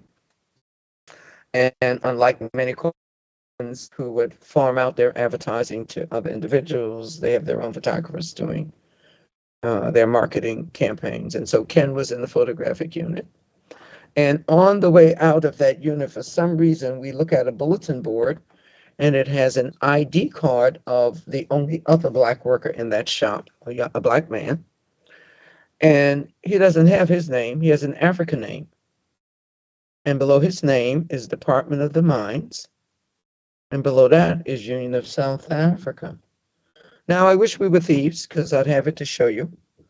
But we weren't. We took it down. We handled it. We're kind of interested in it. And I remember Ken saying to me, wow, I didn't know Polaroid was in South Africa. And my response was, I didn't either, but I know that's a bad place for Black people. Because everything I learned in 10th grade came rushing back to me. Everything I'd learned through the civil rights movement from Dr. King, that you're not free unless everybody's free, stood there at that moment. And everything my mother ever taught me about two wrongs never make a right. So we put the ID card back, went on to lunch, discussed it over lunch. After that workday, went on to the public library and looked in the World Book of Encyclopedia, looked up South African apartheid, confirmed my negative impression, and then checked out books out of the library. Did good old-fashioned book research to confirm that not only was South Africa a horrible place, but that the Black population was essentially controlled by passbook laws, Nuremberg laws, as they were called at some point in time in their history, if you want to go into the historical connection between South Africa, apartheid, and Nazism, we could do that, but that would take a long time. And decided there was something we needed to do about this. Now, I have a protracted sense of how long that took. But the Cambridge was also the hotbed of Vietnam protests at the time. And often quite violent. We could watch the students protest outside our laboratory windows because we were in the midst of the MIT campus and in the midst of student activity. And we went into a place called the Old Mole, which was a activist newspaper. And just so happened that Danny Schechter, if you know anything about Danny Schechter, he was a local radio TV host. He eventually became a legitimate host on public radio, but he was an anti-apartheid activist. And so through an exchange, he put us in touch with a South African, Black South African divinity student who was eventually Reverend Chris Sinteta, Dr. Reverend Chris Sinteta, who appeared at our rally. We were planning for a rally, and we were borrowing a mimeograph machine. This is a little above the age group of this people here to understand what that's about. And so we had the first rally of any Black workers, any Black people, any workers in America protesting corporate use of a product in South Africa. That protest, we found out we had the FBI and the CIA and snipers on the roof. We moved our protests from out in the open to under the trees, but we garnered media attention. And we used that opportunity as an organizing tool. Now, we were naive. At the end of our rally, we presented Polaroid Corporation with 3 demands on their stationery because it was a workers' movement. And our demands were that Polaroid and Chris Sinteta helped us craft these demands and understand the international implications of them. That Polaroid denounce apartheid, in the US and South Africa simultaneously. That Polaroid divests of all of its operations in South Africa, and that Polaroid turned over the profits earned in South Africa to recognize liberation movements. Ken was fired on that day and told never to come on Polaroid property again. So we leafleted before and after work. I attended work for another 2.5 months before I was fired for misconduct detrimental to the best interests of the corporation. But through that process, we realized that Polaroid used worker intimidation as workers would come out to join us in meetings in the evening. The next day, they would be brought into their supervisors and told that they could no longer attend meetings or be involved with us. And not only would they lose their job, because Polaroid is a non-union corporation, would deliberately hire your cousin, your uncle, your brothers, and everybody else, so that if something went wrong, they could use that as a leverage. So when we realized that organizing within the corporation wasn't going to work, we called for an international boycott on October 27th. And that grassroots movement eventually became an international movement. And after 7 years, Polaroid withdrew from South Africa. That movement involved calls for disinvestment. We started the disinvestment movement in this country. We testified before the United Nations in Congress, before the Anti-Apartheid Unit at the United Nations, before the Foreign Relations Committee with Senator Lowell Weicker and Congressman Diggs. We influenced Ron Dellums to file his sanctions legislation and to started the divestment movement in this country and changed foreign policy. Now, that was a lot of blood, sweat, and tears, not only for us, but for our grassroots anti-apartheid movement that was largely started by African Americans. Most recently, I was honored by being a part of an exhibit at the Hall of Nations at the Kennedy Center this month. I believe it was this month. Where there's an exhibit called America's Voices Against Apartheid that has traveled. It's been exhibited in South Africa. It's been exhibited here. It just recently closed and goes back to Cape Town, South Africa. But it's acknowledgement of the effort of hundreds of thousands of individuals who saw the oppression in South Africa, identified that one of the slogans we used, you don't have to be black to hate apartheid. You just have to be right thinking. We took that from the old Jewish rye bread commercial. You don't have to be Jewish to like rye bread. But we used marketing and advertisement and simple little grassroots logic to bring Polaroid to its knees. But that took people identifying with the cause. That you don't have to visit South Africa as I was offered to. You don't have to put your hand in. You don't have to put your foot in Gaza. I've been on the Eyewitness Palestine tour. I visited the East Jerusalem and Jaffa and lived with all its farmers and visited the camp in Jerusalem. But you don't have to go there to understand apartheid. And though over years Israel has resisted the title as the nonviolent movement, BDS, which is modeled off of the Polaroid movement. I had the pleasure of being on a panel with Omar Barghouti in Cambridge following the Gaza war, the most recent Gaza war, and met with Omar Barghouti when we were in Palestine. So when you criminalize the moderates, as Israel has done, when you close off any opportunity for dialogue, and then when you fund the terrorist organization, you have the situation we're in now.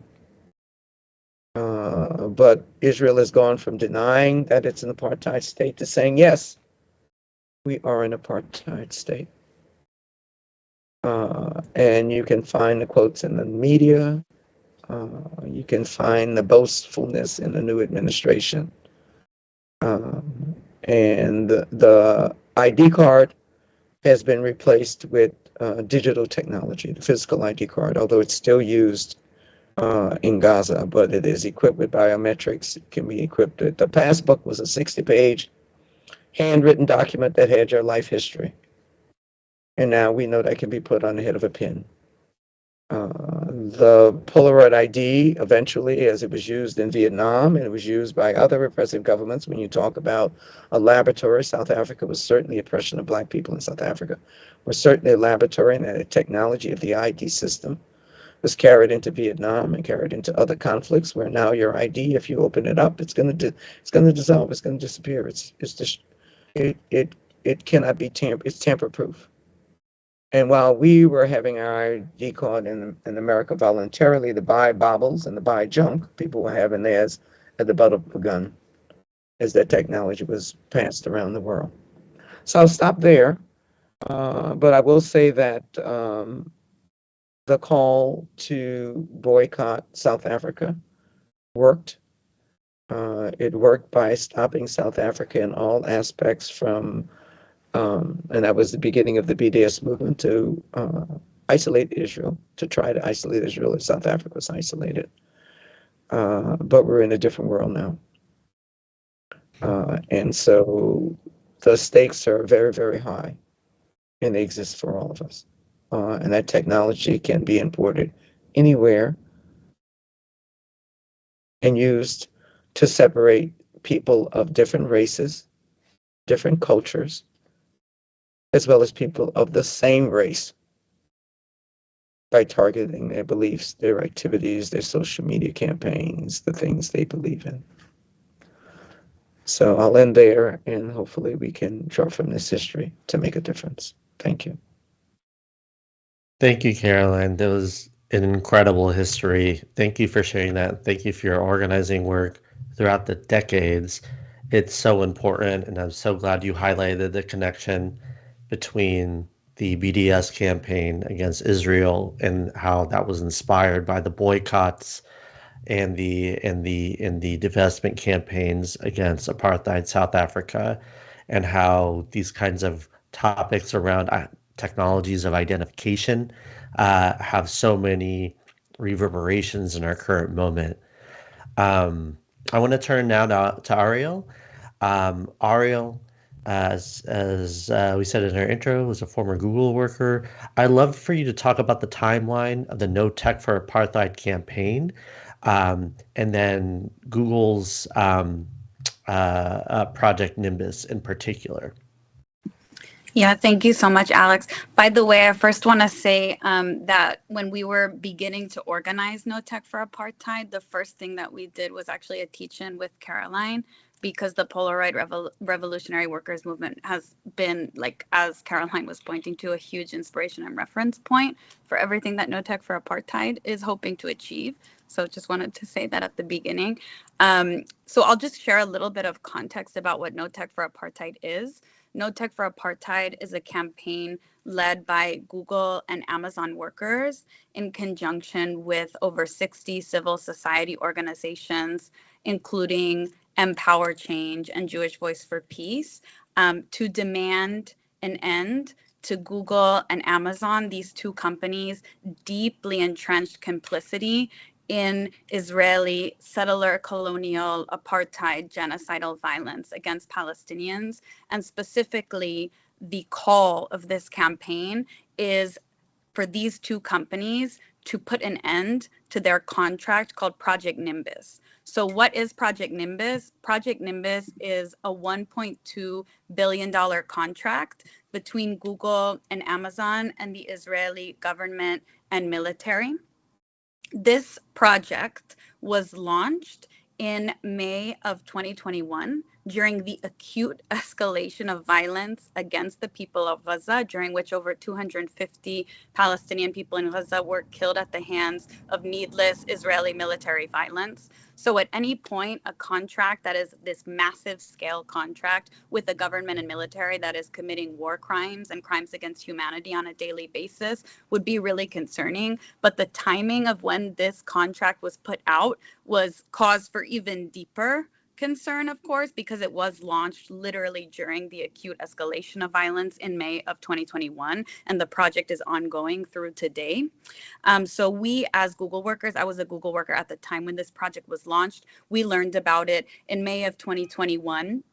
Google was intentionally extremely discreet about the project. They didn't put out any big announcements, which is really unusual for a project of this scale. They didn't put out any announcements. They weren't speaking about it publicly. And even internally, it was really obvious that the company was attempting to kind of sweep this work and this project under the rug because of the fact that there would be obvious, concerns amongst the public and also workers of conscience. So we as workers started to share deep concern with each other, but then also to try to understand what Project Nimbus was all about. And to this day, Google has intentionally been extremely secretive and attempted to evade calls for transparency. But there are a few extremely concerning things that we do know about Project Nimbus. And here are some of the kind of must-know things about this project. First of all, it's a massive $1.2 billion contract that Google has denied has any military involvement, but that we have proven evidence that the military is actually the primary beneficiary of this contract. The contract stipulates that Google and Amazon are required to build any sort of technological services through Project Nimbus that the Israeli military and government demand that they build. And through the contract, Google and Amazon have no right to regulate how the tools and the services get used by the Israeli government and military. So essentially what that means is that Google is providing powerful cloud services to a government and military that violates human rights on a daily basis, but then the companies are wiping their hands of any responsibility to actually regulate how those tools get used. We know also that Google and Amazon have no right to determine or regulate which government and military agencies become beneficiaries of the contract. So one of the things that we knew from the beginning is that one of the primary beneficiaries of the contract is the ILA, the Israel Land Authority, which is the agency responsible for illegal settlement expansion. We also know that several different military agencies are primary beneficiaries of this contract. And again, Google and Amazon have no right to regulate not only how the tools get used, but also who within the government and military are accessing those tools. And again, Google and Amazon have consistently denied that there is any military involvement through this project and have insisted at the beginning that Project Nimbus is a civilian kind of mundane contract that's going to be used only for civilian use cases. But documents that were reported on by The Intercept actually show that through some of the training programs where Google was onboarding Israeli government and military officials into Project Nimbus, there were conversations between senior Google workers and senior Israeli government and military officials where they were asking, the folks from the Israeli military were asking Google engineers, quote unquote, is there any potential for the technology that is being provided through Nimbus, that technology would be able to detect sentiment and if someone is lying? And the Google worker responsible for Project Nimbus on that call responded, yes, that would be something that we can do. We know that that is pseudoscience and that it is not actually possible that we could be accurately detecting sentiment or whether someone is lying, but it makes it extremely clear that there is a clear interrogation and surveillance use case that is being thought up between Google, Amazon, and the Israeli military and government. One other really important thing is that in response to consistent worker pressure, we've organized internal petitions, letters, direct actions, which I can talk about a little bit later in more detail. But in response to all of this organizing, Google, after a year of consistently denying that there would be any military involvement, finally said on the record that this is indeed a military contract. And so we were successful in at least getting Google to admit that, yes, this contract is very militaristic inherently. And then one other really concerning thing about the contract that we know is that there is a clause within Project Nimbus that stipulates that in the event of employee or worker boycott pressures, or in the event of public boycott pressures, Google and Amazon are not allowed to pull out of the contract. So the contract is essentially protecting or self-insulating from any sort of worker opposition or dissent, and any sort of public dissent as well. So those are some of kind of like the top line things to know about Project Nimbus. And Alex, let me know if you want me to kind of hold off and we can talk more about some of the history of No Tech for Apartheid as we move on with the conversation. No, this is fascinating and critical, and it's such a ridiculous kind of. Can you actually enforce something that says you can't pull out of a contract if there's worker protest? I don't know even how enforceable that is. It's kind of wild. I want to go back to Antony because I want to talk a bit about the whole. There's so much in the Palestine laboratory, just about the entire political economy of the weapons and intelligence industry that Israel maintains, and how it is tested. This quote from your book really hammers it home. You say Palestine is Israel's workshop, where an occupied nation on its doorstep provides millions of subjugated people as a laboratory for the most precise and successful methods of domination. And then you talked later in that chapter, and this is in the first chapter, in the wake of the Ukraine war, Israeli cyber forums were in huge demand, Israel's interior minister, Alia Shaked said. So I'd love for you to go into more, and I think there's been a lot of interest, especially in focusing on weapon systems like Elbit and other organizations build in weapons and comms. But I'd love for you to talk about the cyber warfare arm of the Israeli military and the Israeli state. Thanks, Alex. One of the things that I look at extensively in the book, and I've done research both before the book came out and certainly since, is that there's barely any country that Israel has not approved defense contracts for. In other words, whenever there's an issue that comes up in the press, I'm not talking particularly about October 7 since, but in the last years, like a lot of people on this event will know about the issue around Pegasus. Pegasus obviously is the phone hacking tool that is sold and made by NSO Group, the Israeli company, and it's sold to, we don't know the exact number, but probably 70, 80, maybe more around the world. Whenever Israel or the companies asked about this and questioned and challenged, they say, well, we only sell it to countries that abide by human rights. Well, obviously everyone knows that's nonsense, but that's what they say. And I think what is also worth saying is that in the last few years, when Biden came into the presidency, there was pressure on him to do something about Israeli spyware. So a few years ago, he essentially put a kind of quasi-ban on NSO Group, which on the face of it seemed like a wonderful thing. NSO Group was doing terrible things. It was selling its equipment to repressive regimes around the world. What triggered it, I think, partly was that it was discovered on American officials' phones in Uganda. But really, I think what this came down to was not about the US suddenly caring about Israeli spyware. It was the fact that they were concerned, they being the White House and other officials, that American companies were being beaten, that Israel had become, in the last years, one of the top, if not the top, purveyors, sellers, developers of spyware and cyber tools around the world, and the US was losing, essentially. This was an attempt at trying to get back on top.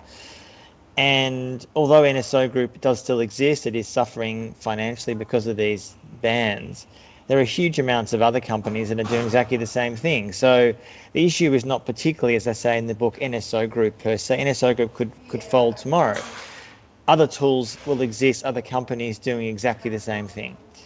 And one of the whole issues around the Israeli, cyber warfare is that the pipeline that Israel has developed within its own military is worth just briefly explaining, which I talk about in the book. But essentially, when individuals are in the Israeli military, one particular unit called Unit 8200, which is essentially Israel's equivalent of the NSA, their job essentially is to spy on Palestinians 24/7, to surveil them, to monitor them, to track them. one of the things often they have done over the years, both in the West Bank, Gaza and East Jerusalem, is to blackmail Palestinians who might be gay, who might be having an affair, who might be doing something in inverted commas unusual, unconventional. I use that term obviously very loosely. And as an example, in the last years, if you're a Palestinian in Gaza and you want to get out from the siege, if you want to work overseas, if you want to study, if you want to go get medical care, often what Israel does, and to be very clear, far from every Palestinian who gets out of Gaza is spying for Israel. I'm not for a second saying that. But one of the things that is happening is some Palestinians are told, this is your choice. You can leave. You can leave Gaza and potentially study in Israel, study in the US or elsewhere, but you have to spy for us. And often the blackmail that is used against that individual, male or female or anyone else, is information that Israel has gained through its massive surveillance. A phone call, a text message, an email. I have examples in the book of Palestinians who, as I said, maybe sleeping with someone of the same gender, whatever it may be. And that is used against them as a way to, inverted commas, force them to spy for Israel. Now, obviously, again, a lot of Palestinians refuse to do that. The vast majority of Palestinians refuse to do that. But that's the system of what Israel's complete information domination creates, is this incentive for Israeli officials to almost so-called force Palestinians, I use the term loosely, force Palestinians, to spy for them. Now, clearly, what became very clear on October 7 was that the entire network and infrastructure of Israeli surveillance failed abysmally. There's no other way to see that. And it's important just to briefly note why that happened, although we don't know all the facts yet. A lot of it is still unknown. A lot of it, and I've said a lot about this in the last 6 weeks, is it really comes to this idea of the concept that technology alone will bring us freedom. Now, when I use the term freedom, I'm using it in a very rhetorical sense. What I mean is that Israeli officials, some of whom I've spoken to and others in the last 6 weeks, delusionally believed that you could surround 2.3 million Palestinians, put them in a siege for 17 years imposed by Israel and Egypt, backed of course by the US and much of the Western world, huge amounts of surveillance, drone technology, spying technology, using huge amounts, or some Palestinians in Gaza who are spying for you, working with some people, no doubt, covertly with Hamas, in a deluded belief that you could contain people indefinitely, forever. And obviously what October 7 showed was that was a delusional belief. And I'm saying all this in the context of questioning the narrative which Israel has pushed for days. The vast majority of Israelis did support a way to view that. According to polls, according to elections, there obviously was some on the Israeli left who did not believe that somehow using cyber tools and cyber technology and surveillance and repression was the way to bring Israelis and Palestinian safety. Of course, there is an Israeli left that opposes that, but sadly, it's incredibly small. And I use all these as examples because one of the things that has been so detrimental to me about the narrative that some in Israel are trying to sell since October 7 is somehow that if only we make certain tweaks, we could have continued that siege on Gaza forever. Sure, mistakes were made, things were missed, but not the key point, which is you cannot indefinitely, putting aside the moral and ethical questions, putting those aside, which are not unimportant questions, but the idea somehow that Israel has the means and ability through one of the most sophisticated cyber and surveillance architectures in the world was able to convince themselves that Palestinians would be docile and accept that. And that, I think, goes to the heart of so much of the Israeli cyber repressive tech that they're exporting. And I'll finish on this point. As I mentioned before, so much of what they're exporting is this belief that what Israel has gained through decades of so-called battle-tested experience is you can also get the same safety. You, nation X or Y, can get the same security for yourself. repress your own population, your own dissidents, human rights workers, activists, whatever it may be. And that is a belief that I believe is deluded, but it's a very effective marketing tool that is accepted by, as I said, the majority of nations on the planet. And I'm wondering after October 7 if that narrative will shift. And I would argue, and I'll finish finally on this point, my sense is that the Israeli defense sector, in fact, will benefit from October 7, not the other way around. Now, why do I say that briefly? I say that because, yes, there was a profound intelligence failure. A blind person can see that. But already since October 7, as I've been reporting, as have others, Israel is live testing weapons in Gaza as we speak, putting them on social media, showing how they're being used, showing, inverted commas, how effective they are. And that is not just for a domestic Israeli and international public. And obviously, as we all know, Israel-Palestine isn't simply about a military battle, it's an information war, we all know that. But it's more than that. They're doing it for foreign buyers. They're doing it for various other countries to see, as is done in the past in Gaza and elsewhere, you can also use these weapons on your own populations. Look how effective they are. And I use that term loosely. So I'll finish there. Thanks so much, Antony. That was really indicative. And thinking about how surveillance travels across borders, across different types of regimes, right? And I'd love to tie this back, talking a bit to Caroline's experience in the 60s, and talking, I think there's maybe two sides of this. One, I'm thinking about how certain kinds of technologies come to symbolize a particular mode of pervasive surveillance, echoing what Matt Mahmoudi said in the past session, the certain way that technologies, you either keep people constantly moving or trapped in place, and how technologies reinforce that. And so in an article about the PRWM, the author of this article, who I'm looking at, Michael McCain, wrote, "The passbook came to symbolize the institutionalized racism of apartheid's oppression. In 1960, South African police opened fire on an anti-passbook demonstration, killing 69 people in what became known as the Sharpeville Massacre." So, Caroline, I think I'd love for you to talk about two things.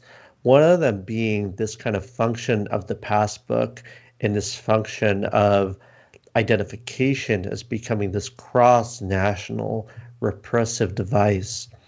And then I want to talk about your own experience in surveillance. You said a little bit about this protest that you had, and there was surveillance, snipers on roofs, the FBI, the CIA, and what you, as a workers' organization led by African Americans, endured via these apartheid activities, and how and what we can learn about that today, especially as we see the sort of renewed McCarthyism for anyone who seems to establish a pro-Palestine stance. Yes, the passbook from the Sharpeville Massacre was the turning point, I think, for the African National Congress and for nonviolent protests in South Africa. And the theory was that at that point, the pass had been extended to men. And the theory was that if we show up without our passes as a nonviolent protest and we bring our women and children, then the police know we have no intent on violence. And we will show how important the eliminating the pass and trying to minimize the restrictions of the passbook. And so that Sharpeville Massacre was the shot heard around the world, and I can even remember watching it on TV in New Orleans on the black and white, not knowing how it would affect my personal life. But then the passbook became a point of resistance as well. And I find it quite interesting. I think someone earlier, and maybe it was a prior panel, quoted the number of Palestinians. It might be 80% of 80% of Palestinians have spent time in jail. And that's very similar to statistics for passbooks, that there was hardly anyone in South Africa who had escaped the atrocities of the passbook violation, which would include whippings, legal beatings by the police with a whip, jailings, and jailings without any habeas, without any charges, such as the people who have been released from Palestinian prisons.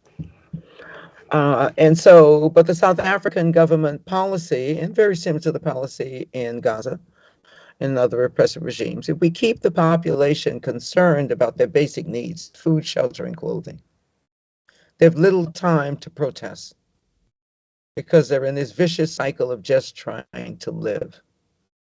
And so that's what the goal of repressive regimes, of passbooks, of the kind of biometric technology that's used to allow Palestinians and other Arabs and workers to go in and out of Israel to work are carefully controlled with the hopes, again, as Antony said, that everything would be maintained by this biometric and digital technological repression. And it didn't work in South Africa with guns and barbed wire and dogs and bullets, where you eventually had the Soweto uprising was the uprising of children who refused to learn their lessons. Their South Africa's whole idea of separate but equal was separate but less than equal, and that Africans would always have less than and always have to be fighting to survive.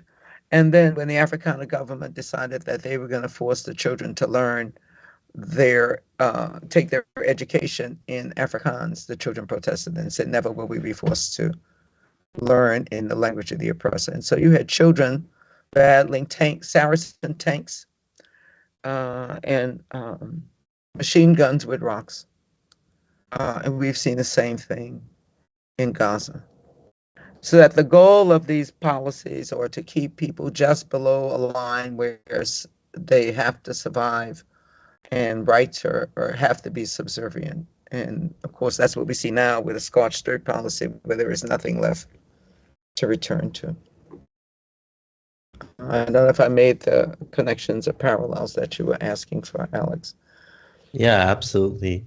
I would love for you to also talk about the kind of surveillance that y'all encountered in your organizing. Oh, absolutely, yes. Well, it began early on.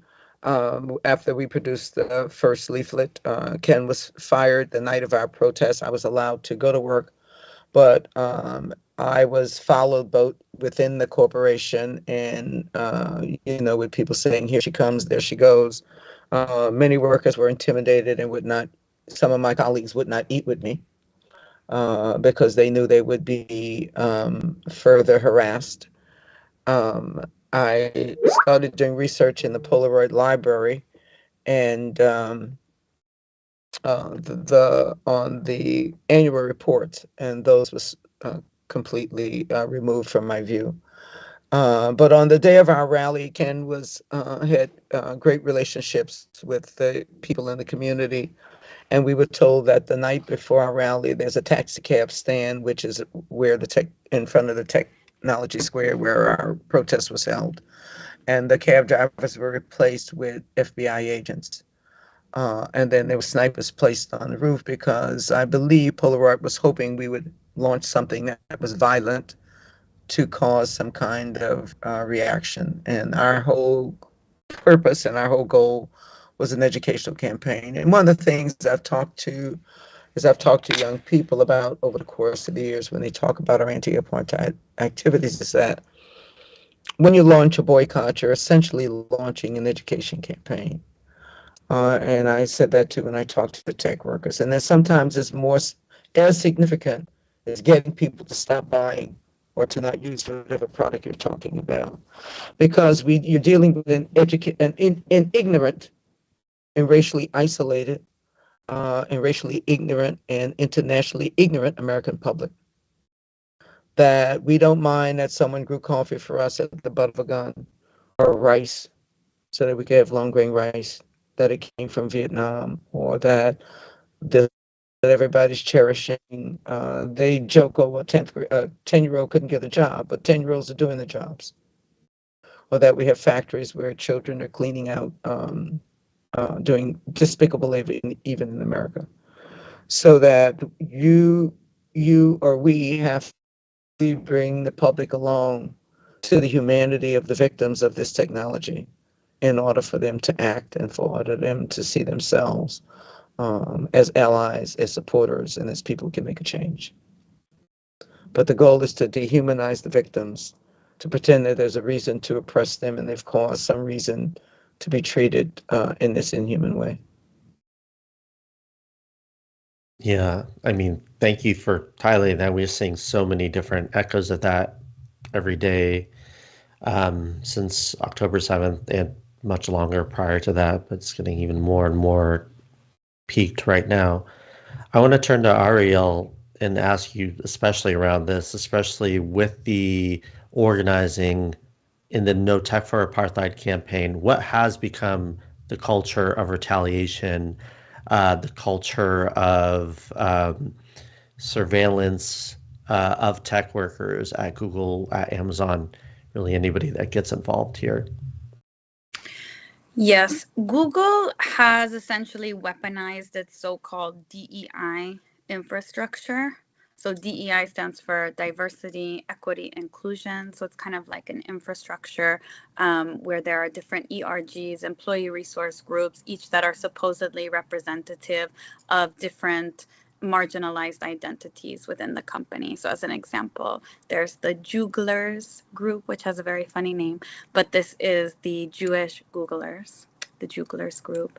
There is the Gaglers group, which is like the queer and trans employees at the company, right? There's a group for Arabs, for Black Google workers, for Muslim Google workers, right? There are all of these different groups that Google claims are intended to essentially protect folks, to create community so that folks can convene and advocate. But in reality, the way that this system is functioning is that it is very clearly designed to silence the voices of workers who kind of organize in opposition to problematic and nefarious company behaviors, and to weaponize different identities. So I'll give one example, which is kind of the example that sparked a lot of our initial organizing when we were first forming as a collective of workers in May of 2020. So it was during the movement for Black Lives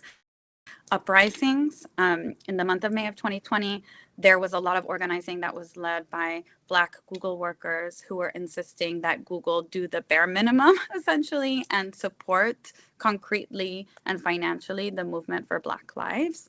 And as a result of a lot of this organizing that was successful, Google did ultimately heed the calls of Black Google workers and others who are organizing for this, and put out a very significant donation to the movement for Black Lives. So we viewed this as something that was positive, but immediately following this donation, a group of Google workers who were members of the so-called Jugglers group, which is supposedly, the company claims, a safe space for all employees within the company who identify as Jewish. All of us received an email to that listserv stating that Google was to be issuing a formal apology for the donations that were issued to the movement for Black Lives, which is obviously a large coalition of hundreds of different collectives and organizations.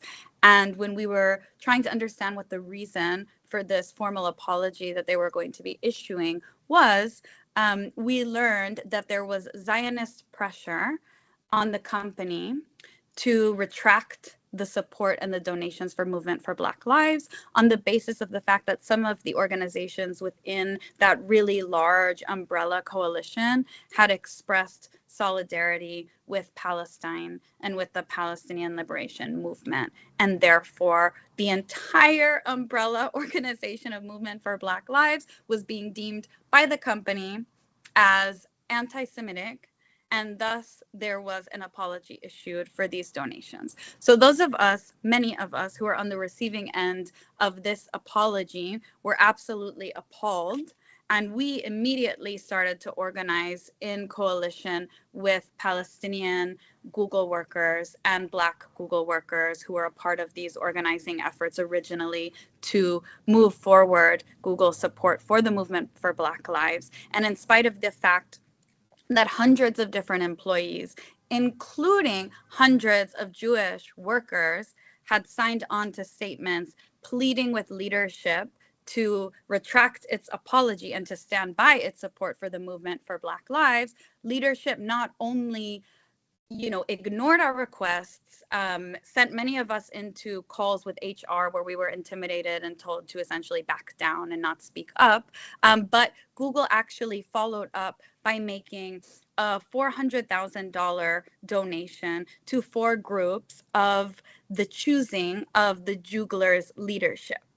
So these 4 groups, and mind you, this is in the middle of the movement for Black Lives uprising. So Google is saying that this donation is going to be made in the name of diversity, equity, and inclusion and fighting against anti-Semitism. The 4 groups that they ended up making the donations to were all very radical right-wing groups.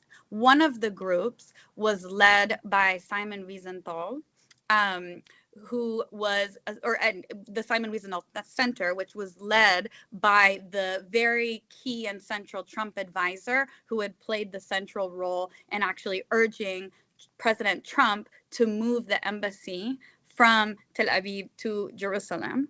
So that was one of the groups that was the beneficiary of the donation. Friends of the IDF, which is obviously, it speaks for itself what that group does, was another one of the beneficiary groups. It was 4 groups that are not only extremely right-wing, but that are directly funneling money to the Israeli military, essentially. So after that happened, we were all really appalled and started to build coalition and to organize. And what we immediately noticed is that all of our organizing efforts were met with harassment, with kind of targeted campaigns that were sanctioned and pursued by human resources to kind of call us in, intimidate us into silence, tell us that we were breaking company policies without really being able to articulate which policies we were violating. And the overall environment was just extremely challenging. We started to feel that the messages we were sending to each other were being surveilled, that our relationships with each other were being noticed by HR, and that there was just clearly this very, very deeply entrenched culture through which anti-Semitism would be weaponized, and anyone who spoke out and even not only just advocated for Palestinian rights or spoke to Google's business interests with Israel, but really just anyone who mentioned Palestine would be called into HR, punished. We have examples of workers who had their bonus taken away because they just shared news about what was happening in Palestine. Palestinians who were workers within the company who were told that that in their pictures, they were wearing their company pictures, if they were wearing keffiyeh in their company pictures, that they were somehow violating HR codes of conduct and that they needed to remove those pictures. I mean, it was really just an egregious behavior where Google was just ruthlessly pursuing anyone who dared to speak up about Palestine. And they really, really doubled down on this culture of retaliation and harassment after they launched Project Nimbus. And it was just extremely clear that kind of enforcing this really rigid infrastructure of, weaponizing false narratives of anti-Semitism and false narratives of Jewish identity was Google's way of insulating itself from any sort of internal dissent or opposition to Project Nimbus. So when Google actually launched Project Nimbus in May 2021, we started to organize and ultimately launched a petition a few months later that was both public and internal. We had over 1,000 workers sign on to our petition. And to this day, we've had over 70,000 members of the general public also sign on to this petition. So folks who are here, please also do sign on to the petition as well. But essentially, immediately after I spoke out about Project Nimbus and was one of just 2 workers who were actually public with our names and faces to go against these contracts, Google immediately retaliated against me by calling me into a meeting with my manager and essentially telling me your job is going to be moved overseas. It's really urgent business that we have for you. We're very excited about this. You're going to be moving to Sao Paulo. Mind you, I was based in San Francisco. So they're telling me you're going to move to Sao Paulo. Your move is going to be within 17 days. So you have 17 business days to commit to this move. And when I asked if I didn't move to Sao Paulo, what would happen, they said, we can write you recommendation letters for a job outside. So it was clear that I was going to be ousted from the company if I did not accept a move to Sao Paulo within 17 days. And mind you, this order was coming in the middle of the surge of Omicron, of the Omicron variant of COVID, a time during which the entire Brazil office and the entire Sao Paulo office was all working remotely. No one was actually working in the office. So the idea that there would be an urgent need for me to be there didn't really make any sense.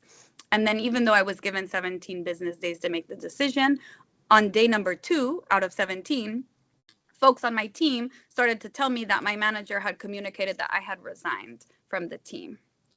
And I had never obviously resigned. And so when I asked my manager about why he was communicating my resignation, he said, you mean you would actually ever consider moving to Sao Paulo? So it was just clear that this order of relocation was retaliation and an attempt just to silence my dissent against Project Nimbus. And I think the opposite happened clearly. Instead of creating kind of the chilling silence effect that Google was going for, it sparked more both curiosity and outrage. A lot of curiosity because workers were extremely concerned, like what is happening that is so nefarious that this worker, for simply speaking out about Project Nimbus, is being relocated overseas and ousted from the company. So more people actually started to learn about Project Nimbus as a result of the retaliation, first of all. But second of all, a lot of workers were enraged and felt activated and felt further activated. So at that point, there was only 2 of us as workers who had gone public. But afterwards, and up through now, today, we have over 10 workers who have gone public with their names and faces. And after that act of retaliation, a group of over 10 additional workers put out a series of testimonies about their experiences as Palestinian Google workers, as Arab and Muslim and anti-Zionist Jewish Google workers, and Google workers from all different backgrounds, being subjected to this culture of censorship and suppression, and what they as workers were experiencing Project Nimbus to mean, which is obviously, it's a symbol of Google's deeply rooted complicity in settler colonial violence. And so these testimonies are actually available to the public at bit.ly/Google-voices, but are kind of a reminder of the fact that this act of retaliation actually ignited kind of more passion for organizing.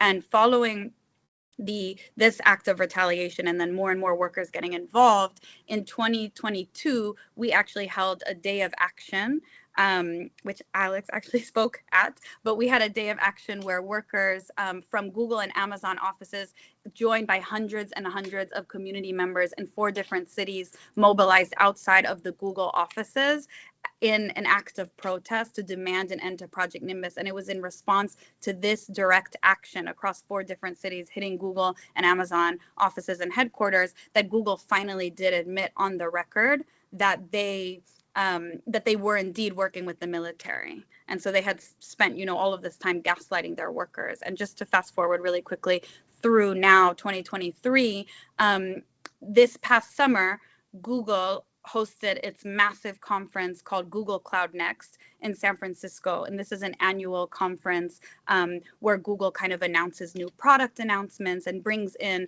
customers and clients of Google Cloud. And in 2023, it was particularly kind of an important and momentous moment for the conference because it was the first time the conference was back in person after COVID. And it's also the first year where Google is celebrating, year number 1 of profitability for Google Cloud. And so they were making an extra kind of loud and big deal about this conference. And the first day of the conference, activists from the community, joined by nearly 20 Google workers, shut down the entire plaza of the conference in Moscone Center in San Francisco. So there was a protest that included over 400 members of the public and dozens of activists who actually locked themselves down outside of the conference to send a clear message that this profitability is happening because Google is profiting off of the apartheid and settler colonial violence, and we won't stand for it. And there will be no business as usual until Project Nimbus ends. And so I think that moment this past summer in 2023 really marked a very important kind of pivotal moment in the No Tech for Apartheid campaign because it shows that workers are not going to go away. They're not going to be scared by this chilling effect and by this retaliation. To the contrary, more and more workers are going to continue to step up and to get involved. Thank you so much, Ariel. Thank you for sharing your harrowing story, and I know you've written that in full on the Medium post. I can drop that in the chat too. I know Antony has to go soon, but I want to end on one question for you all, which is, what's next? What's your advice for people in this struggle for building solidarity, for building worker power within the tech industry? So I'll pass it to Antony, and then we'll go to Carolyn and Ariel. Thanks, everyone. Thanks, Alex. I mean, moving forward, I think is something we've all been talking about in a way, and it's maybe obvious, but worth saying, is education. It's making people aware that we are bombarded every day, not just particularly in relation to Palestine, but just on multiple issues somehow, and I'm speaking to the converted here for this sort of event, but that somehow our Silicon Valley overlords are the ones who are going to bring a more civilized, humane warfare. I mean, it's just such an absurd, offensive idea. And I think you see in Palestine, as you see in parts of the US military-industrial complex as well, they're obviously massively investing in huge amounts of AI research for warfare. A number of AI companies from the US, including one company, Shield AI, is already, people can Google this, working with the Israelis, and the Israelis are using their so-called AI-enabled tools in Gaza in the last 6 weeks. There are many other companies as well. To me, the issue is making people aware that, firstly, there's no such thing as humane war.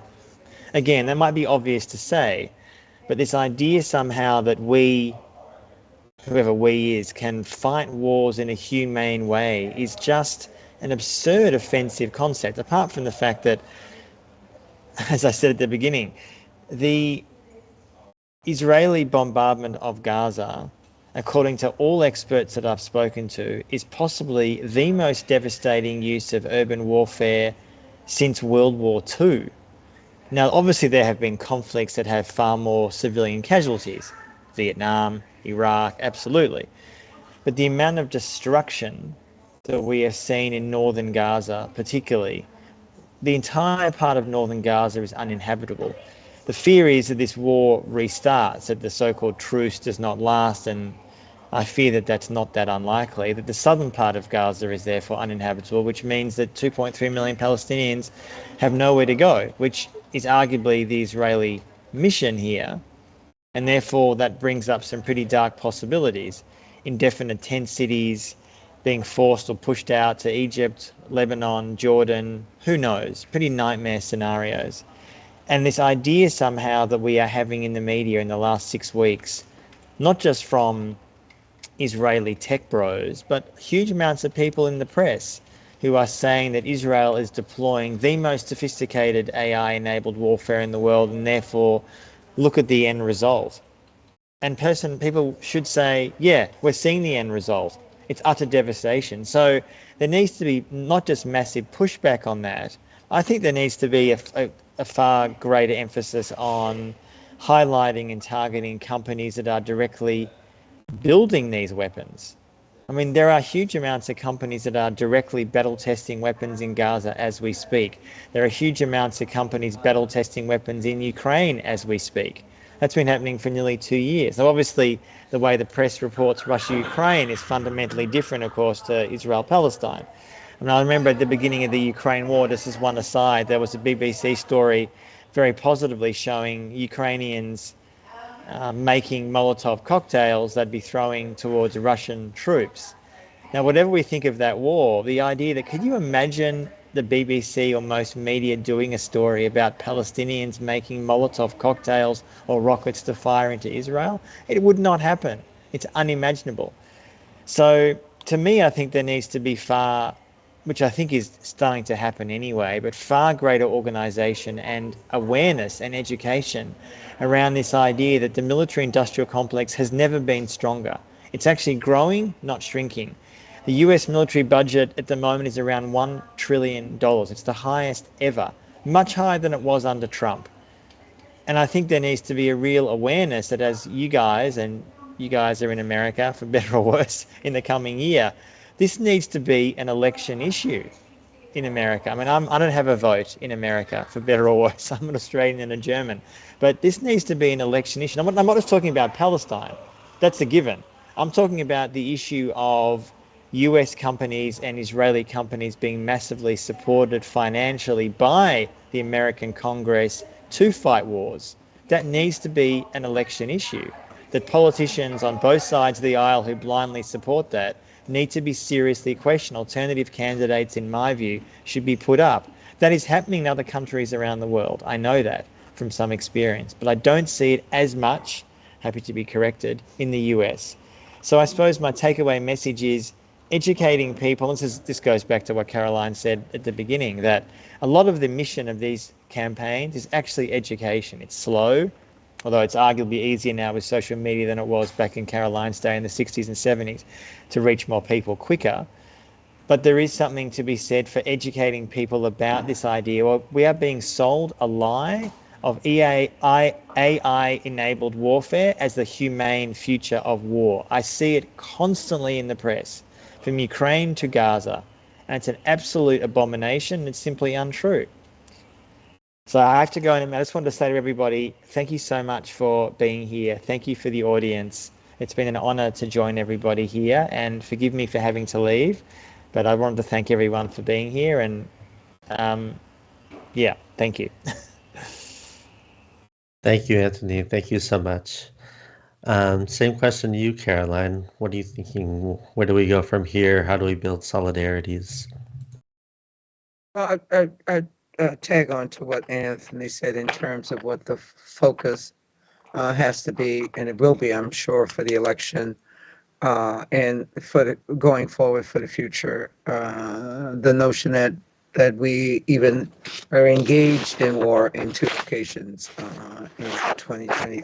All we know about devastation and destruction and inability to respond, both on both sides of the war, where we now we can look at the suicide rate for American soldiers from the Iraq War, 17 to 21 per day.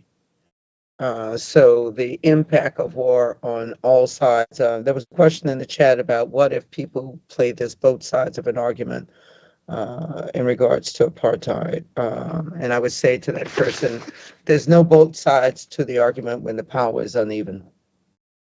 The power of the apartheid government never was matched by the power of the liberation movements. The sincerity was there, but the protection of the world to do, as Antony said, to get away with it, was there for apartheid. That South Africa got away with it for 48 years.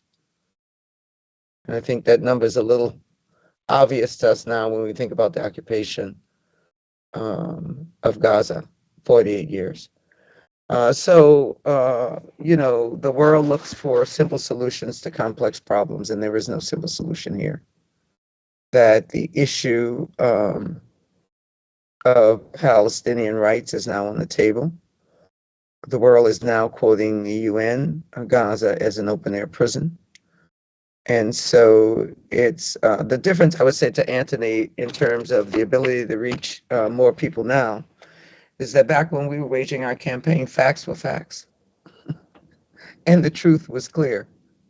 Here we're in a world where even when you watch the police beating Rodney King, or when we watched the police officer with his neck on George Floyd, we had other people telling us that what we saw was not real. Just as we have people now telling us that the oppression of the Palestinians for the last 48 years was justified and part of a world solution. So going forward, we need a more educated public so that they are grounded in facts and that they are grounded in principle so that we can make the connections that make the success of movements like the Polaroid Revolutionary Workers Movement possible. I will tell you that years ago when Angela Davis came back from a trip, a women's trip to Palestine, and she was coming to make a presentation on Martha's Vineyard, and we were already getting pushback from Alan Dershowitz and lots of people to condemn her talk. A deceased activist, rest in peace, Jean Entine, took me out to lunch, invited me to join the Jewish Voice for Peace, and I was on the advisory committee, and we signed a letter that appeared in the Martha's Vineyard newspapers, welcoming Angela to the vineyard. And so the notion of suppressing voices and suppressing the calls for peace, which have existed for many, many years, but when you suppress the moderates and the peace activists on both sides, and you seek out a scorched earth solution, we know the inevitable. And so it is on all of us to act collectively, sensibly, wisely, to protect each other, Ariel, to look out for each other, to make the case, and to know that this is a struggle for all of us. It's not just on the backs of Palestinians, that we are fighting for a just world where everybody has a right to air and water and safe spaces, no matter where they are, no matter who they are. And so I thank you for this forum and for this opportunity to share that there is a possibility. There is always a possibility. I'm always optimistic for the success. The will of the people is what will win out. Frederick Douglass talked about it, that it is the ability of someone to oppress you is proportioned to the will of the people. And we've seen that here again. But I'll go back to Jean Anton, and she said to me, Caroline, when will we see for Palestine the solutions that you as African Americans got for South Africa? We didn't have the full solution because South Africa is not totally free, but apartheid is ended. And I said, Jean, when Jewish people did what prominent African Americans did. Now, we started our boycott in 1970. It wasn't until 1985 where you had prominent African Americans lining up at the embassy, and then prominent people of all walks of life lining up at the South African embassy to be arrested. And I said, Jean, when the Jewish community does that and calls for us to go with them, we will see an end. So I stand in solidarity with you all, and thank you for this opportunity. Thank you, Carolyn. Wow, incredibly powerful. Ariel, I'll let you get the last word in here. Yeah, in terms of next steps, I think what we're seeing right now, which makes a lot of sense, is that there is just unprecedented levels of interest in getting involved in No Tech for Apartheid from folks who not only are workers in Google and Amazon, but also tech workers in general. And hopefully many of those folks are on this call right now. And so what I wanted to say is that the ask and really the demand from Palestinian leadership right now is that not only Google and Amazon workers, but workers from all across the tech industry consolidate efforts to focus in a very focused and strategic way on targeting Project Nimbus. So it doesn't matter what company you work for or work with, plug into the No Tech for Apartheid campaign to apply public pressure on Google and Amazon to demand an end to this $1.2 billion contract with the Israeli military. This is what the ask is. Tomorrow, we have a mass call for all tech workers and really anyone who is passionate about getting involved. In order to join, you can go to bit.ly/NOTA mass call. That is the way to register for the call that we're going to have tomorrow, which is a mass call for folks who want to get involved. For folks who do work in Google, you can go to bit.ly/NOTA or NOTA Google intake, and then folks who are organizing within the company will get in touch with you. But really the ask, and Matt Mahmoudi pointed to all of these different strategies that can be applied in the first panel session, but the ask is to apply pressure from every angle and just every vantage point that we can. So internal workers speaking up, the public speaking up, posting about this, posting pictures of yourself holding signs, writing letters to executives, writing public letters, Matt spoke about student efforts, targeting recruitment events, targeting so-called recruitment events where the diversity pipeline and the talent to career pipeline can be impacted. We've already seen students at McGill do this. We've seen students at Harvard stand up to the Google recruiters and actually say, we demand an answer about Project Nimbus. We refuse to be recruited into your company until there's an end to Project Nimbus. So this stuff is happening, direct action, letters. There are ways for all of us to get involved, and that's what we're asking. And I would just end with also encouraging folks to look up the article that came out in The Intercept last week. A Google worker, Mohammed Khatami, spoke out publicly about his experience since October 7th of Google doubling down on the systemic culture of anti-Palestinian, Islamophobic, and anti-Arab racism and violence and censorship within the company, things that are absolutely horrendous. He himself experienced what many others are also experiencing, being called into HR, being yelled at, being threatened with firing. We've seen our colleagues being fired since October 7th for doing things as simple as speaking out. And I think the most egregious company behavior that I've seen so far, which says a lot because there's been a lot of really egregious behaviors in this particular area, is the fact that Google, after we started to ramp up our advocacy against Project Nimbus, Google put out this program where they said they're going to be sponsoring internships for Palestinians so that they can develop tech, knowledge, et cetera, and have kind of career pathways into being software engineers. And since October 7th, Google has consistently put out statements expressing concern for Israeli workers in the Tel Aviv offices, and just over and over again reiterating their concerns for the safety of Israelis. Meanwhile, there is an intern who is a software engineer doing a Google-backed internship funded by this program that Google sponsors, named Mai Ubaid, and she was killed in an Israeli airstrike this past month. Silence from Google. Google has not said anything about the death, the murder at the hands of Israeli military violence of one of their own engineers who was doing a Google-backed internship program. So I want to end by just saying her name out loud, Mai Ubaid. Google workers are organizing a series of vigils in order to honor her, in order to carry on in her name, to ask folks to do the same, to join this call, to demand an end to the violence, to demand an end to Project Nimbus. And that's where I'll end.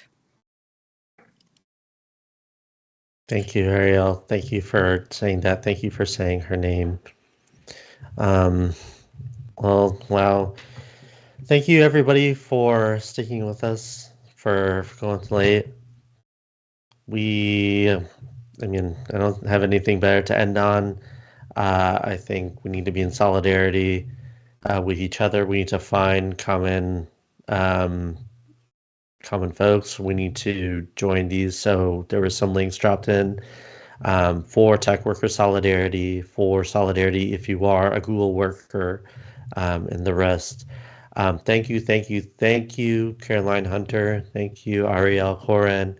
I am just floored to be able to share the stage with y'all. Thank you so much for allowing me to be a part of this conversation.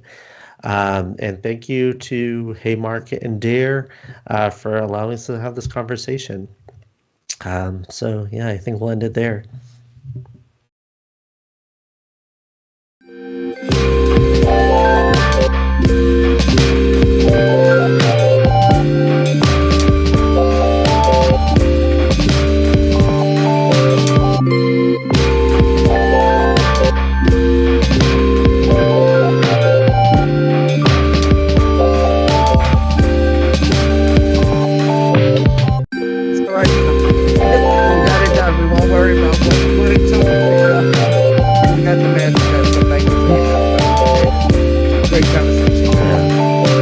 I'm so glad you're able to fix everything.